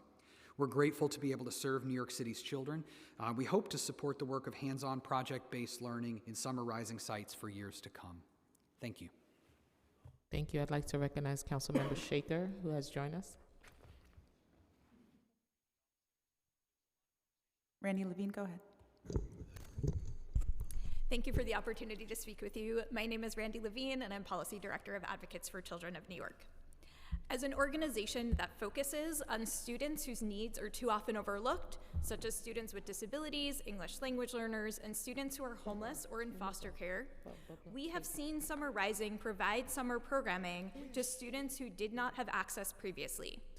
The centralized application process with priority for certain high-needs students and the rollout of an accommodations process for students with disabilities have helped students who were previously left out of the city's summer programming to enroll and get needed support to participate.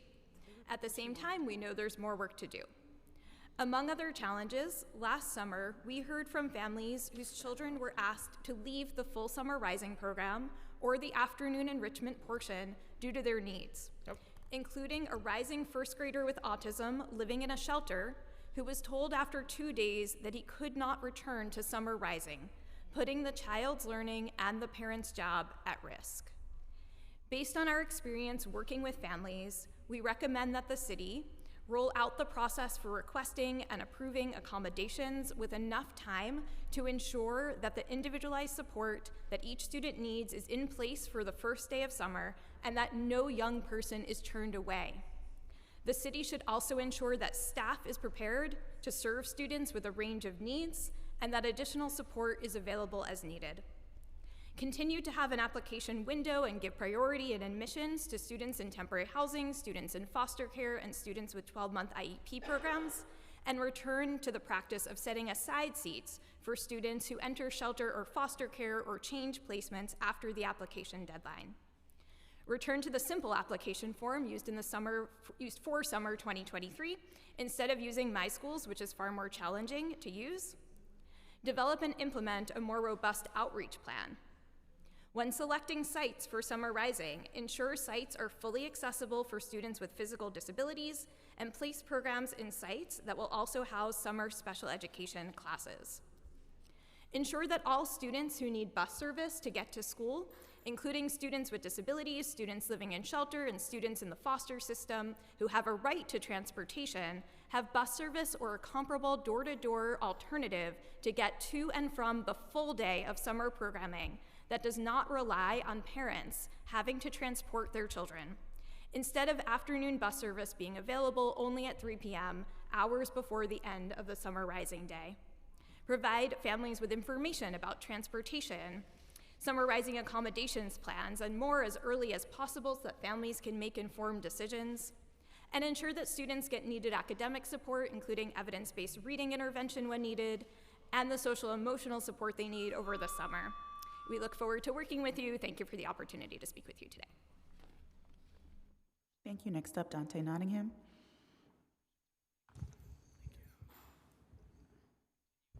Good afternoon. My name is Dante Nottingham. I am the Director of Government Relations with Eastside House, and we've been operating Summer Rising for the past couple of years now. And while we are grateful for the program and we had many highlights, there have been a few challenges that my colleagues have experienced at Summer Rising, especially in consideration to students with disabilities. A lot of our population who have disabilities have not gotten the full support. There has been a lack of or shortage of paraprofessionals with working with our students with disabilities, which make it a lot harder to provide the additional support for those students in need. And just recommendations is hopefully to increase the funding for additional paraprofessionals while working with Summer Rising, as well as providing additional support for staff when working with students with disabilities when there are not paraprofessionals present in the program. Thank you.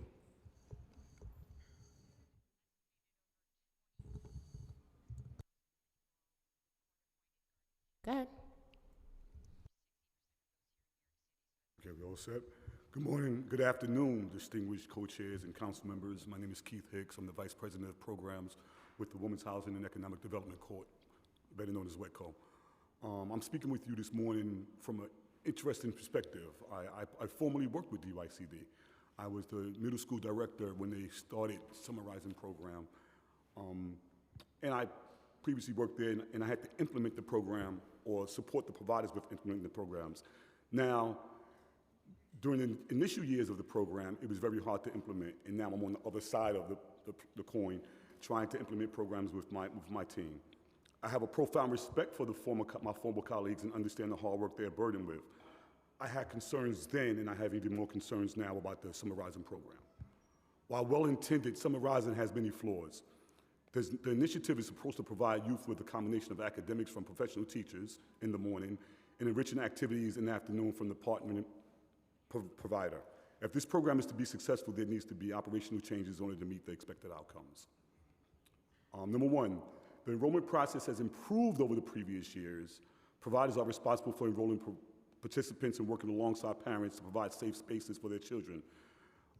The relationship with the provider and the parent is immediately fractured when they have to go into another system now to enroll kids. What happens with that is that all year long we've worked with children, they're comfortable with our staff, they're comfortable with our parents, and we have this bonding relationship, but the new enrollment process totally disregards that and takes that away and takes the provider's intimacy and contact with the parents away. Although we're able to prioritize certain participants, there are still too far many times when we're not able to enroll a student who has a sibling attending the same program or a child who we have worked with all year. So there's some changes that need to be done with the enrollment process. There are also many occasions when there are not enough teachers to earnestly provide the scheduled 3 hours of instruction in the morning, thus leaving it to the provider to work with a subset of children during the morning time on their own and not really providing academics. Now, I know we attest to having academics done in a fun way and meaningful approach to it. I totally believe in that, and I think we can do that as providers, but I still think it has to be planned out appropriately, and if the intentionality or for the efficacy of what the program is supposed to be, if it's academic instruction in the morning, it should be enough teachers to provide that academic support. While we never have to exclude, and we never will exclude any child from attending and working with that child in the best manner we can, providers are not equipped and trained properly to manage all participants with special needs and IEPs. During Summer Rising, we have received limited support to address this, thus making it difficult for participants to have a full inclusive experience in enriching activities. If I may, just one more point. While we're closing schools during the summertime, we have overcrowdedness in our summer programs that we have to address that as well with limited space. If the initiative is going to be successful, we need to reconsider some of the operational flaws that restrict the work of providers who have worked diligently in summer programming over the past few years. Thank you.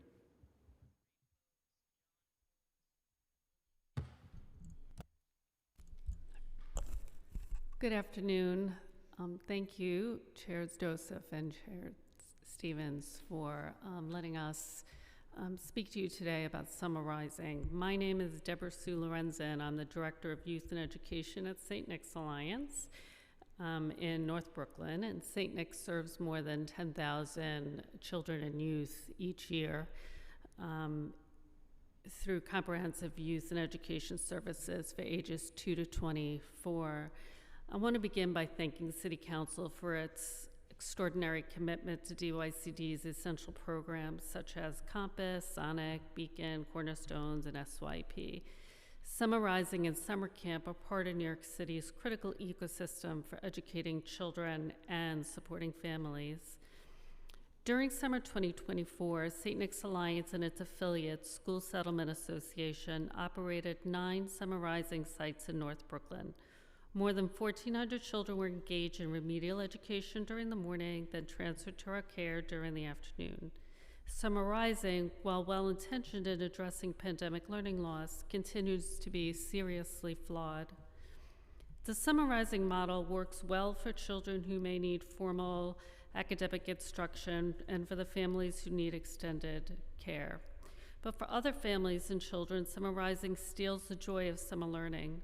Half days of summer camp result in less frequent field trips, less time for socialization, and less enrichment, which are the true hallmarks of summer camp and summer learning. It's time to let the families choose Summer Rising or more traditional summer camp models. Issues with registration and enrollment have plagued Summer Rising since its launch, in large part because CBOs do not have much of a voice. The current processes interrupt the continuity of care. Children in our after-school are routinely assigned to sites away from their home school, their friends, and their relationships with our staff. Meanwhile, we're serving hundreds of children who miss their own home schools, friends, and caring adults in their lives. Honestly, it makes no sense. And when DYCD and DOE were talking about it, I didn't even know what system they were speaking of because it's so outside of the experience that we're having. Allowing community-based organizations to be more centralized in the registration process will help repair the broken system. Supporting students with disabilities, as Randy was talking about, remains a serious equity issue. New York City has repeatedly failed to provide busing or paraprofessionals after 3 p.m. to students with disabilities. This inaction prevents students with disabilities from full participation in summer camp.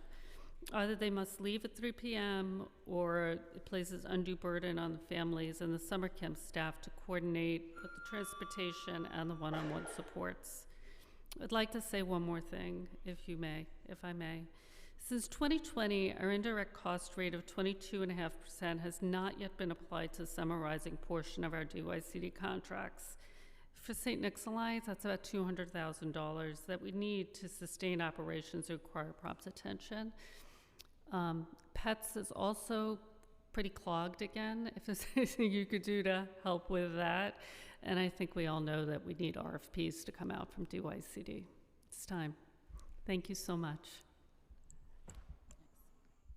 Well, thank you. And we do echo our students with special needs in this section. So thank you. Next panel, Kate Condolly, Jodessa Reimer, Caitlin Passaretti, and Sarah Jones. If I butcher your name, please forgive me.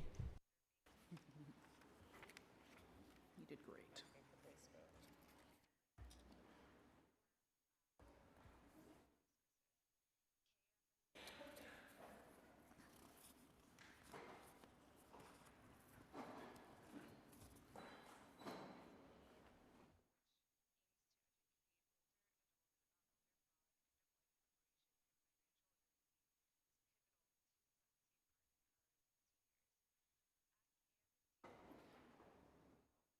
Kate, when you're ready, you may begin your testimony.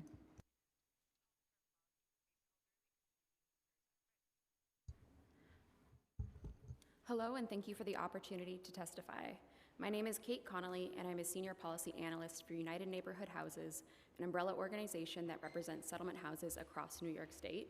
During the summer of 2024, 26 of our members operated summer rising programs.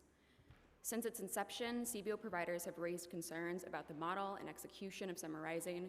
We agree that young people need strong academic, recreational, and social-emotional supports over the summer to help prepare them for a successful school year. However, there is no evidence to suggest that summer rising has achieved this or is the best model to do so. This past summer, UNH undertook our own evaluation of the program. We talked with over 50 middle school participants through focus groups and conducted a digital survey that collected responses from 700 parents and CBO staff. Many of these responses are from organizations that actually you heard from today. The full report will be submitted as part of our written testimony, but I will highlight some of our key findings. Many families are dependent on free summer programming provided by the city. 58% of surveyed parents said they did not have a backup option if summer rising was not available, with the percentage rising for low-income families. 2, middle schoolers expressed frustration with the DOE-led academics. 87% of focus group participants disagreed or felt neutral in regards to the statement, "I feel engaged in the morning session." 3, there are widespread concerns whether students with IEPs and English language learners are receiving appropriate accommodations. Over half of CBO staff said that a shortage of paraprofessional support for students with IEPs was one of the most pressing challenges for the program. Additionally, some focus group participants who identified as English language learners shared that they were excluded from the academic portion and given arts and crafts instead. 4, reflecting CBO concerns about the DOE-led enrollment process, more than 1 in 4 parent respondents said that they were waitlisted for a spot at their preferred summer rising school site. Based on the responses we solicited through this report and the last 4 years of feedback from members in their communities, it has been made clear that the cookie-cutter model of summer rising does not work for all students and families. It is our recommendation that there should be no required academic program for non-mandated students in the summer of 2025. The city needs to provide choice and options for families and should offer programming that is actually engaging to students. Our report provides other recommendations about serving students with disabilities and English language learners and working with CBOs. Thank you.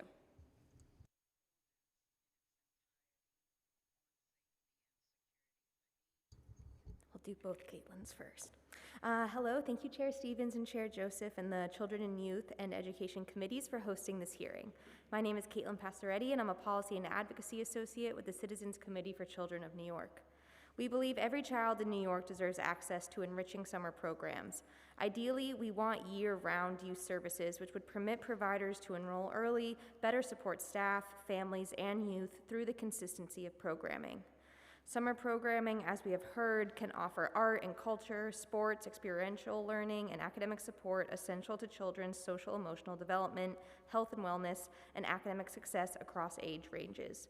It is also a lifeline for working parents who deeply value having their children engaged in programming while they are at work. The main model available for families for a free summer program is Summer Rising. There was an 8% increase in Summer Rising participants this year, but the demand still far exceeds the available seats. CCC believes in providing families with a free and affordable, high-quality options for summer programming for their children. While we value the expanded access to Summer Rising services that has occurred, it's also important to acknowledge the severe operational challenges associated with this program. We urge an enhancement to the Summer Rising experience by, if the program is to continue, baseline and find sustainable funding for both DOE and DYCD's portions of the program, creating an information sharing system to help CBOs access vital student information such as IEPs, allergies, and the academic curriculum, ensure the DOE provides paraprofessionals upon request for students with disabilities who require those services when they are enrolled in Summer Rising for support on day one. Additionally, we're very concerned about the lack of data on how the academic proportion of Summer Rising is rolling out, if it's effective, and urge the administration to be more transparent about the curriculum. Therefore, CCC urges City Council to look at the city's prior summer model and consider including those models that enabled CBOs to directly meet the diverse needs of their communities with full-day enrichment in tandem with an existing program. Regarding the bills at hand, we support them, especially the mental health services in Beacon and Cornerstone centers, and emphasize the need for adequate funding in order to implement these services effectively. And we also support INT 0794 to ensure youth representation in their own support spaces. Thank you so much for your time, and I appreciate the opportunity to testify.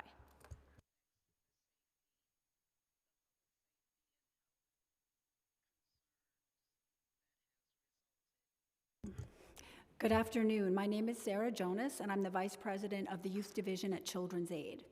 On behalf of Children's Aid, I would like to thank Chair Joseph and Chair Stevens for the opportunity to testify today.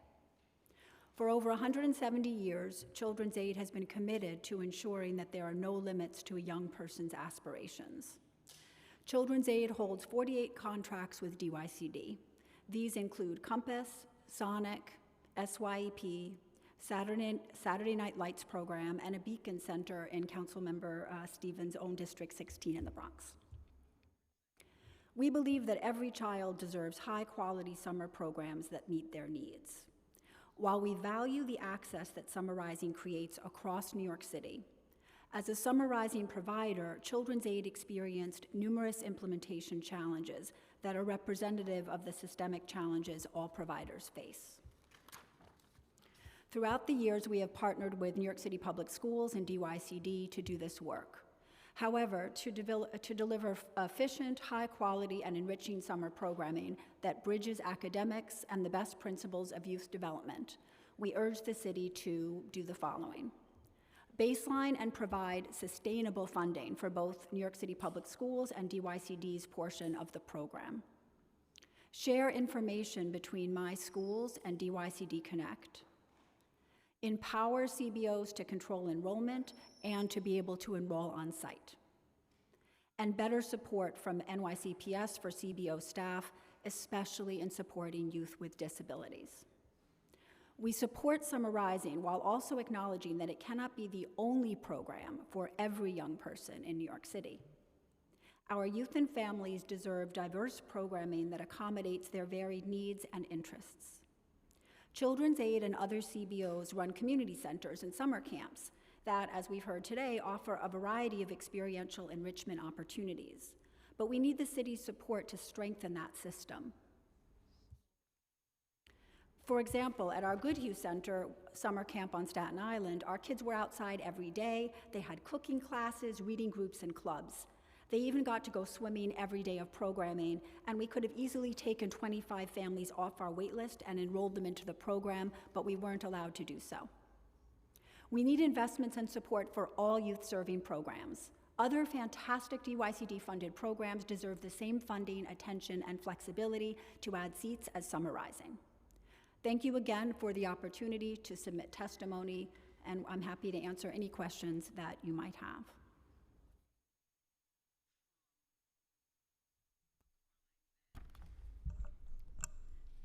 Good afternoon. My name is Jodessa Reimer, and I'm a Division Director of School-Based Programs from the Center for Family Life in Sunset Park. Thank you for this opportunity to testify. Center for Family Life has been operating Summer Rising programs for 4 years. In the summer of 2024, we operated 7 Summer Rising programs in the neighborhood of Sunset Park, Brooklyn. Our organization has been active in giving feedback about the Summer Rising model. Our young people have participated in the UNH focus groups. Our parents have called 311, and our agency leaders and program directors have given feedback at the end of every summer. However, we feel the feedback our community has expressed has largely gone unheeded. Our testimony covers the following 4 points: the limitations of the Summer Rising model, a request for transparent data on educational outcomes, specifically as it pertains to students identified as needing academic support or classified as promotion in doubt, overcrowding due to co-locations, and an inefficient enrollment process that leaves slots empty. Free summer programming for New York City youth is a critical support for working families and provides a vital opportunity for young people to engage in meaningful activities, develop new skills, and build community.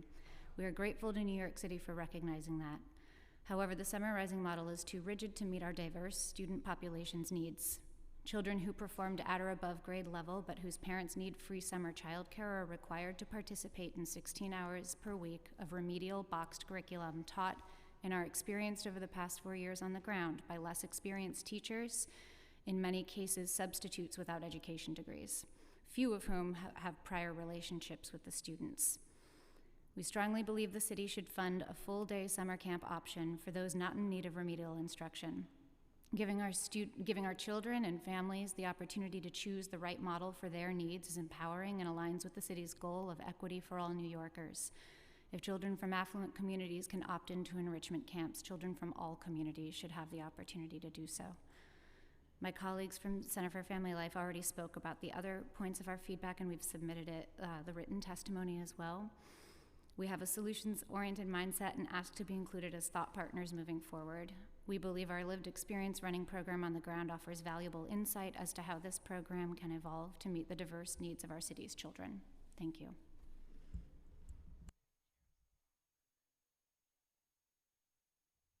Thank you.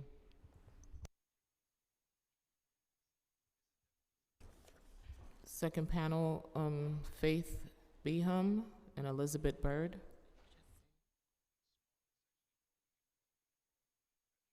Does anyone else in person wants to testify? If you do, please fill out the form.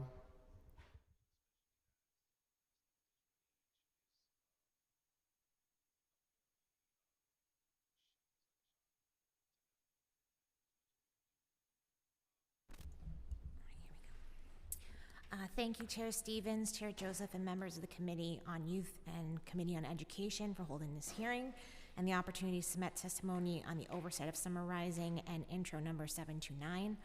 My name is Faith Bayham. I'm a manager of public policy and government relations at UJA Federation of New York. This past summer, 6 nonprofits and UJA's network oversaw Summer Rising programs. Each of these agencies oversaw New York City funded summer camps that existed before the development of Summer Rising. CBOs recognize families need access to free summer programs, and they want to continue offering this service. While Summer Rising may make sense for some families, UJA believes New York City families need access to different summer program options for their children. This means if Summer Rising is continued to be invested in, a traditional full-day summer camp model must also be supported.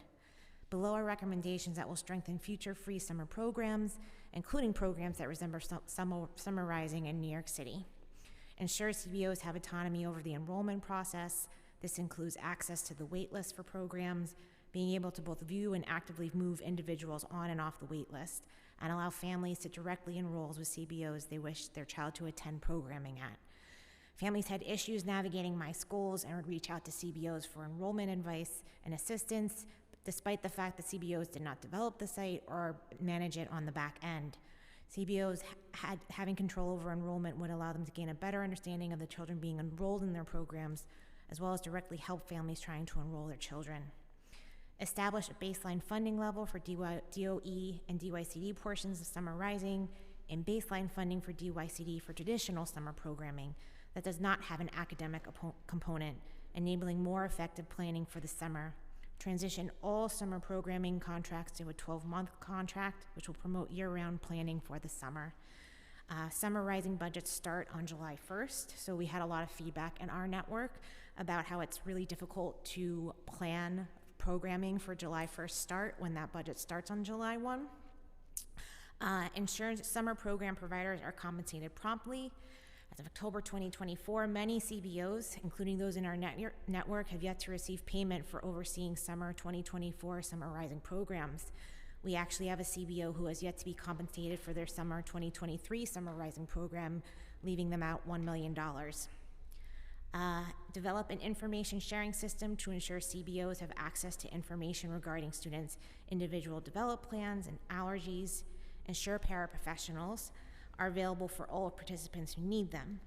With this said, creating a better, more suitable summer program for children with disabilities is more than a staffing or training issue. Programs need more than well-trained paraprofessionals. Many CBOs simply feel they do not have the background in working with kids with disabilities to serve them well, and that Summer Rising schedule does not promote the best environment for these children to thrive in. I have my rest of my testimony I submitted. I thank you for the opportunity to testify today. Thank you. Thank you, chairs, for the opportunity to testify today. My name is Elizabeth Bird. I'm Director of Public Policy at Educational Alliance. We're a settlement house on Manhattan's Lower East Side. In summer 2024, Educational Alliance served 817 students as a lead CBO partner at 5 school communities in the Lower East Side through the Summer Rising initiative. Our curriculum immersed students in a cross-cultural exchange where they explored various nationalities and cultures through language, food tastings, art, and fashion. And we believe that Summer Rising provides opportunities for kids to engage in new experiences and connect with their peers in a positive environment. Yet despite the important work and individual successes of Summer Rising, there are key operational challenges in 4 key areas: contracts, data systems, transportation, and services for students with disabilities. My written testimony provides all the specifics about these challenges, but I wanted to just reiterate several recommendations to improve efficiency. Number 1, approve contracts no later than 6 weeks before programming begins. This year we had just days to get our program up and running, as contracts and move-in dates were not finalized until the very end of June, and our programming began July 2nd. 2, commit to a centralized data system for coordinated guidance and communication between all 3 agencies. Currently, we must work with separate data systems between DOE and DYCD, and data is not always current. Number 3, increase transportation options to allow students to participate in the full program each day. For many of our students who depended on yellow bus service, the buses, as you know, pick them up at 3 p.m. And number 4, ensure equitable access for students with disabilities. Like everybody has said today, CBOs need better information from DOE about what accommodations students need in order to fully participate in programming. If a student's IEP requires a one-on-one paraprofessional, the city should provide one for the full day of summer programming and not just the morning academic portion. We commend the city's ongoing commitment to summer programming and Summer Rising and believe it is an important step towards universal access and increased equity, but it's also really necessary for working parents who need reliable childcare during summer months. Thank you for the opportunity.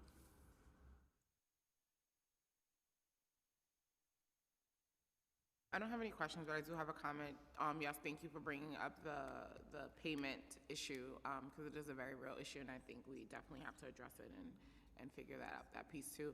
And even the idea around the 12-year contract, because I think that, we need to get to a place where we know this is happening, so it is challenging to start a contract on the first day of programming every single year, even for staffing purposes. So, and that would also help with like the seasonal work and some other challenges that I know that is happening summer camp. So thank you for that piece of information, and I have no questions, just statements. Thank you. Okay, thank you. We are now moving to virtual testimony. For virtual panelists, once your name is called, a member of our staff will unmute you, and the Sergeant-at-Arms will set the timer and give you the go-ahead to begin. Please wait for the Sergeant-at-Arms to announce that you may begin before delivering your testimony. You may begin. First panel is Misha Porter, followed by Michael Colligan, Lawrence Jones, and Grace Bodeman. You may begin. Thanks to Misha's on with us. Thank you. Thanks to each of you. My name is Michael Colhagen, CEO and President of the Center for Educational Innovation, known as CEI. CEI is dedicated to the idea that every student deserves a quality education, regardless of zip code. For over 30 years, as many of you know, our programming has focused on school transformation for teachers, administrators, and student enrichment programs, which now include classroom instruction in coding, robotics, arts education, esports, and our new AI programming.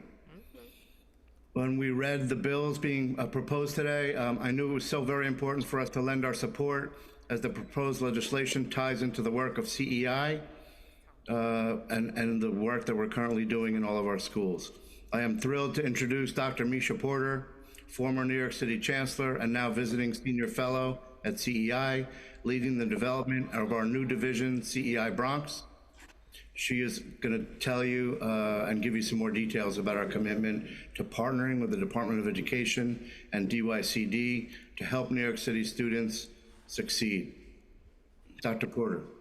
Thank you, Michael, for that warm introduction, and thank you, Chair Joseph and Chair Stevens, for the opportunity to testify.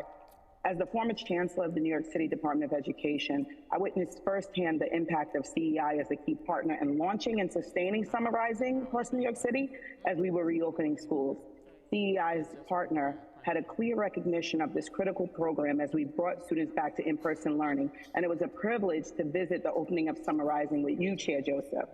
Since that time, New York City Public Schools has continued to provide Summer Rising programming in partnership with DYCD and our many nonprofit partners to ensure students have a full and rich summer experience across the city.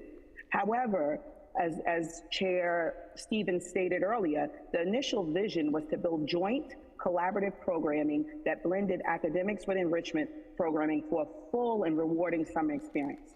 In that spirit, I'm here today to show our CEI's collective support for the 3 bills on the slate today. First, Intro 0700. This bill is critical to ensure every high school student has access to high-quality college counseling resources. As a former principal, I deeply recognize the transition to higher education is a pivotal moment in a young person's life, and equitable access to information and support can significantly impact their future opportunities. Currently, many students and their families lack the resources and guidance needed to navigate the complexities of the college admissions process. While school counselors are dedicated professionals, they often face overwhelming caseloads that limit their ability to provide individualized support. As a result, countless students miss out on essential information and encouragement during this critical period. This bill recognizes the heavy load our school counselors carry and helps ensure that all students, regardless of their background or circumstances, receive the guidance they need to succeed. Thank you. Your time has expired. Thank you. Oh yeah, he's on. Lawrence Jones.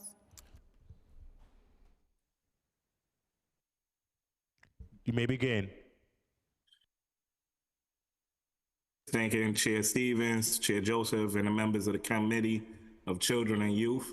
I'm Lawrence Jones. I'm a program director here at Good Shepherd Services, located in Bed-Stuy, Brooklyn. I've been a part of Summer Rising throughout since the beginning. Good Shepherd itself supports over 2,000 elementary and middle school students throughout Summer Rising. We also operate 2 cornerstone programs, Mickey-O and Red Hook, and Monterey and Bronx, that support over 400 students. Today, we wanted to talk about the testimony around the operational challenges that it will potentially enhance the Summer Rising program in a whole. One is establishing an adequate start date for the Summer Rising programs to allow sufficient prep time for paraprofessionals, teachers, and CBOs. We ran into a large issue this year around making sure that everyone had enough time to get ready for Summer Rising, including paraprofessionals who only had a 3-day break opposed to other CBOs and other school communities and youth. Also, we talked about ensuring paraprofessionals for availability for all students, especially in the evening. A lot of paraprofessionals ran out of time or had to leave out early, which ultimately meant that other students missed out on that time as well. Exploring expanding DOE day teacher schedules to 1 o'clock or 1:30, which helps coincide with what the CBO needs are as far as making sure that we have adequate staffing and support as a joint venture. Streamlining the enrollment process to allow CBOs to prioritize family needs and preventing the confusion and frustration. I echo what my other peers have said around parents feeling frustrated of not getting into their programs. Allowing families and youth to choose whether to attend the summer camp program or just the summer school in general. Also echoing what my peers mentioned, and developing improved and aligning the My Schools and DYC Connect systems as well, of making sure all the information that parents need throughout the summer, including those supplemental forms that was mentioned previously in the testimony. I'd just like to note that those supplemental forms are very different from what is on the My Schools. As far as allergies and emergency contacts for CBOs, we require so much more information, whether it's walk-in forms, whether it's surveys, whether it's signatures around just being able to participate, which ultimately leads to parents having to do almost 2 to 3 different processes just to get accepted into the program, and a short amount of turnaround at certain times. And we just want to make sure that we're able to also align pay rates with CBO staff as well. A lot of times we're pushing into the morning and doing a lot more, whether it's power duties of working with students with different needs, but the pay is not aligned with what their requirements are during the daytime as well. So I'd like to thank you guys for our time. And we hope that it continues to be a transparent and robust relationship and that we can continue to build more in the future. Thank you so much. Grace? You may begin. Good afternoon, Chair Joseph and Chair Stevens, and the members of the Committee on Education and the Committee on Children and Youth. I am Grace Bodeman, and I am the Chief Education Officer at New York Junior Tennis and Learning, NYJTL. Before I address the Summer Rising program, I want to thank you for the Council's over 5 decades of funding support to NYJTL. The Council, as our partner, we have become the nation's largest tennis and education organization. As you know, NYJTL provides safe and engaging and much needed physical activity in all 5 boroughs. Through our programs, we reach more than 90,000 under-resourced youth year-round at over 100 sites, including 24 parks across the city. NYJTL over the past 53 years has introduced tennis to all children, including those with special needs. NYJTL programs offer the youth of our city much more than the chance just to learn tennis. They are given the opportunity to become physically fit, the opportunity to reach new educational heights, and the opportunity to expand their horizons beyond their immediate neighborhood. NYJTL helps young people build self-esteem and learn the affirmative values of perseverance, cooperation, fairness, and respect. Tennis has also been demonstrated to improve work ethic, discipline, and sportsmanship. Over 80% of young people served by NYJTL are Black, Latino, Asian, and from immigrant populations. Over 70% are 10 and under. Many are from low-income families and neighborhoods where young people typically lack access to the opportunity to learn the sport of tennis. Thank you for the opportunity to give feedback about Summer Rising. NYJTL is a DYCD contracted Summer Rising with 23 sites and 3,500 students enrolled. From this experience, we know the pluses and minuses of the program and would like to share some of our experiences. First and foremost, young people need opportunities during the summer, so any effort to provide this opportunity should be acknowledged and built upon. Space is simply not adequate. For example, one of our sites, PS 75, was assigned up to 600 Summer Rising students, but the school building was only able to handle 250 to 300 students. Building conditions are also a limitation. Often the spaces used are too hot for programming.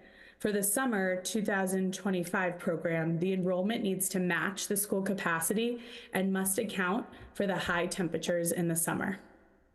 Many students enroll and do not come, likely because they don't want the academic portion. This frustrates waitlisted families. You can finish up. Okay, this frustrates waitlisted families, and there's no way to account for students who do not show up in the attendance system. As a CBO provider, we are still beholden to their attendance ROP numbers for the session. One way to resolve this is to set aside seats for those students who are in the provider's program during the school year. The ongoing relationship the CBO has developed with families over the year will help reduce no-shows. There should be equity among schools and CBOs for funding. Currently, schools receive more funding than CBOs, even though CBOs engaged kids for longer periods of time. Despite this disparity, schools often depend on CBO staff to support classrooms during the academic portion when paraprofessional assistance is not available. We are grateful for the opportunity to share your experiences and expertise, and I'm happy to answer any questions you may have. And we thank the Council for your commitment to the youth of our city and for your sustained support to NYJTL. Thank you to everyone on the panel. Next panel, Kaja, Galloway, and then Nedelyn Helena Diaz. Kajab? You may begin. Hello, how are you? My name is Kaja. I'm an advocate and a client and also a member of AFC's YLAP, our Youth Advocacy and Leadership Program. And in relation to DYCD's YAB, we just want to be a part of the creative process and establishing what that looks like. And the main three questions that we have is like the transparency of the work that is done, and also how the youth are compensated and like what role they have in programming. So that's like, we just want to like, I think we have a lot of value to share, and hope DYCD's YAB strive and avoid stumbling blocks and be effective change in the community. That's pretty much it. But yeah, the main three things are like who the members, how are the members like selected, like what is the criteria, and how are they compensated, the youth specifically, and the transparency of the work that's done on the YAB. I guess I can. This is mine too. Thank you. Galloway? You may begin.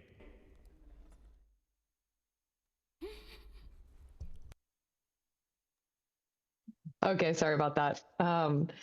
Good afternoon, committee members, and thank you, Chair Joseph and Chair Stevens, for holding today's hearing. My name is Galloway, and I'm the Advocacy Manager at the Ali Forney Center, which serves and advocates for LGBTQIA+ youth experiencing homelessness in New York City. I'm here today to express our strong support for Intro 0794. This bill is a critical step towards ensuring that young people, especially those who have lived experience with housing instability and marginalization, have a true seat at the table. At the Ali Forney Center, we understand that centering youth voices in policymaking is essential, not just because it allows for responsive programming, but for building trust and actionable solutions that address the real issues youth face. We have a youth action board here at AFC, and this is where our youth are empowered to share their insights, inform decisions, and shape the programs designed to serve them. This action board doesn't just exist in the name, it's a vital part of our advocacy efforts. Our youth participate regularly in telling us how having a platform to help shape the policies that affect them has had a huge and meaningful impact on their confidence and engagement. Graduates of our first youth advocacy internship close to 10 years ago were integral in the creation of the NYCD HUD Continuum of Care Youth Advisory Board and advocating for youth to have a voting seat in this committee. The national model is proven to be a tremendous asset to youth getting connected to services they need to exist and exit RHY services successfully on their terms. Intro 0794 offers the opportunity to expand this empowerment citywide, establishing a formal structure where young people can lead on issues impacting their lives. A youth board with real authority would bring diverse perspectives and lived expertise and experiences that policymakers simply cannot replicate. We urge you to pass this bill to invest in young leaders and to ensure that youth voice is not only heard, but actively incorporated into actionable leadership. Thank you for this time and consideration, and we look forward to your continued partnership. Thank you. Thank you. Nedeline? Good afternoon. Thank you to the chairs of the committee and the council members here today. My name is Nedeline Diaz. I'm a member of the New York City Youth Action Board and Project Unite, where I work alongside the Coalition for Homeless Youth and Youth Empower transform care for young people facing homelessness and housing instability. Through my involvement with the YAB, I advocate for youth who have been through experiences similar to mine, navigating challenges like housing instability, foster care, and homelessness.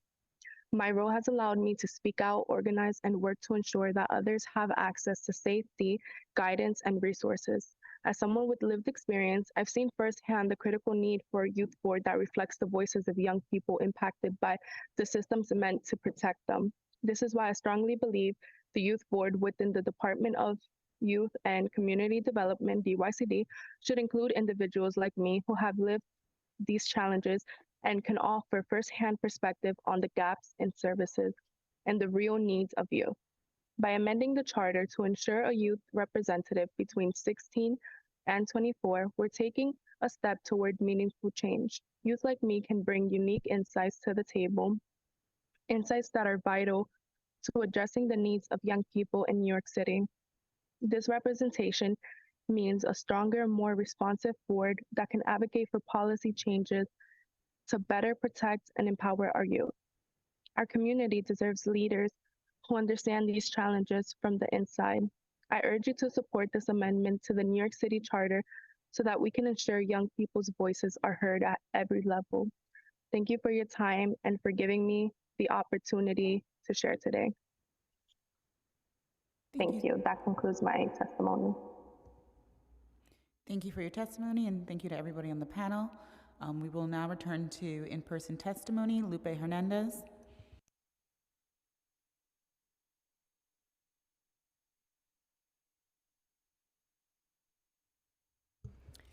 Good afternoon, Chair Joseph, Chair Stevens. Thank you so much for holding this hearing today. My name is Lupe Hernandez, and I'm here speaking in my own personal capacity as a parent of New York City public school student, one that has been participating in Summer Rising, but also has a 12-month IEP, so has been attending school year-round. And I can tell you that since the beginning of Summer Rising, although there were some improvements, and I will acknowledge that, and even acknowledge the fact that his academic day morning was great, and it's because it's the same location he's been going to for all of his elementary school. But busing for the Summer Rising piece still seems to be not adequate. Even with rideshare, we experienced a voucher that never was actually validated, so therefore we never got the opportunity to use rideshare during Summer Rising. And his first day trying to access the Summer Rising piece, he has a para, so that para, unfortunately, I guess, was not there the remainder of the day. And when he started, they didn't know which program he was supposed to be in, so he was by himself in the cafeteria with staff, while all the other kids were in the CBO portion of the afternoon, and he was traumatized because they were asking him what program he's in, and he had to text and call me to ask me where am I supposed to go, which I find extremely problematic, and it deterred him from wanting to ever go back and try again. And that was heartbreaking because that was supposed to be the fun part of the day. CBO, they actually testified, Education Alliance, and I will speak to the piece of funding because he went to them last year, which I'm still waiting for reimbursements for the rideshare from last year, by the way. But this year, orientation stated that they would have field trips every Thursday, Friday. Not a single field trip. This CBO did not get to take the kids on a single field trip. The only field trip he went on was through the classroom, through the 12-month IEP. That teacher took the class to the Apple Store. But that was the only field trip that he got to participate in, and that was, I think, something he was looking forward to the most. And when he found out, they essentially told us in the beginning, we're not doing field trips. We don't have the money to do field trips. Meanwhile, there were other CBOs that were actually participating and taking kids every week. So inequity. NEST program kids also, busing is the children were waiting from 12 in the afternoon to when their program ends to get picked up at 3 p.m., which we've been advocating and saying this is extremely problematic. If these kids are gone by 12, the bus should be picking them up and taking them home at 12. Thank you so much.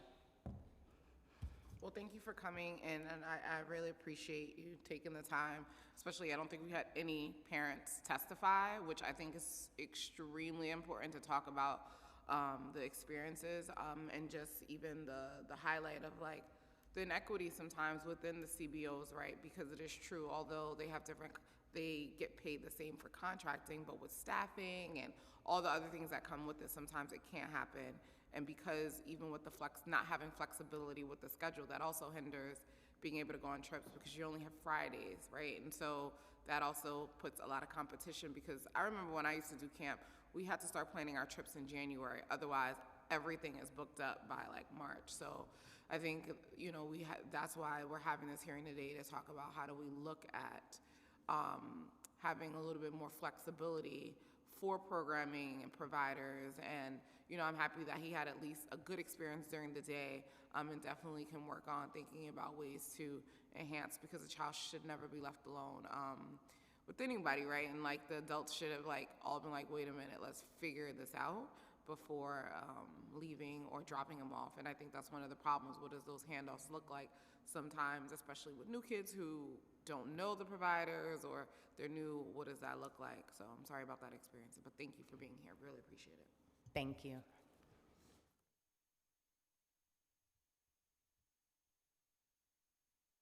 If the following panelists are present in person or on Zoom and wish to testify, please see the Sergeant of Arms in the back of the room, or use the raise hand feature on Zoom. Aaliyah McAllister, Michelle Avila, Dante Bravo, and Paulette Healy. No hands. This concludes our hearing.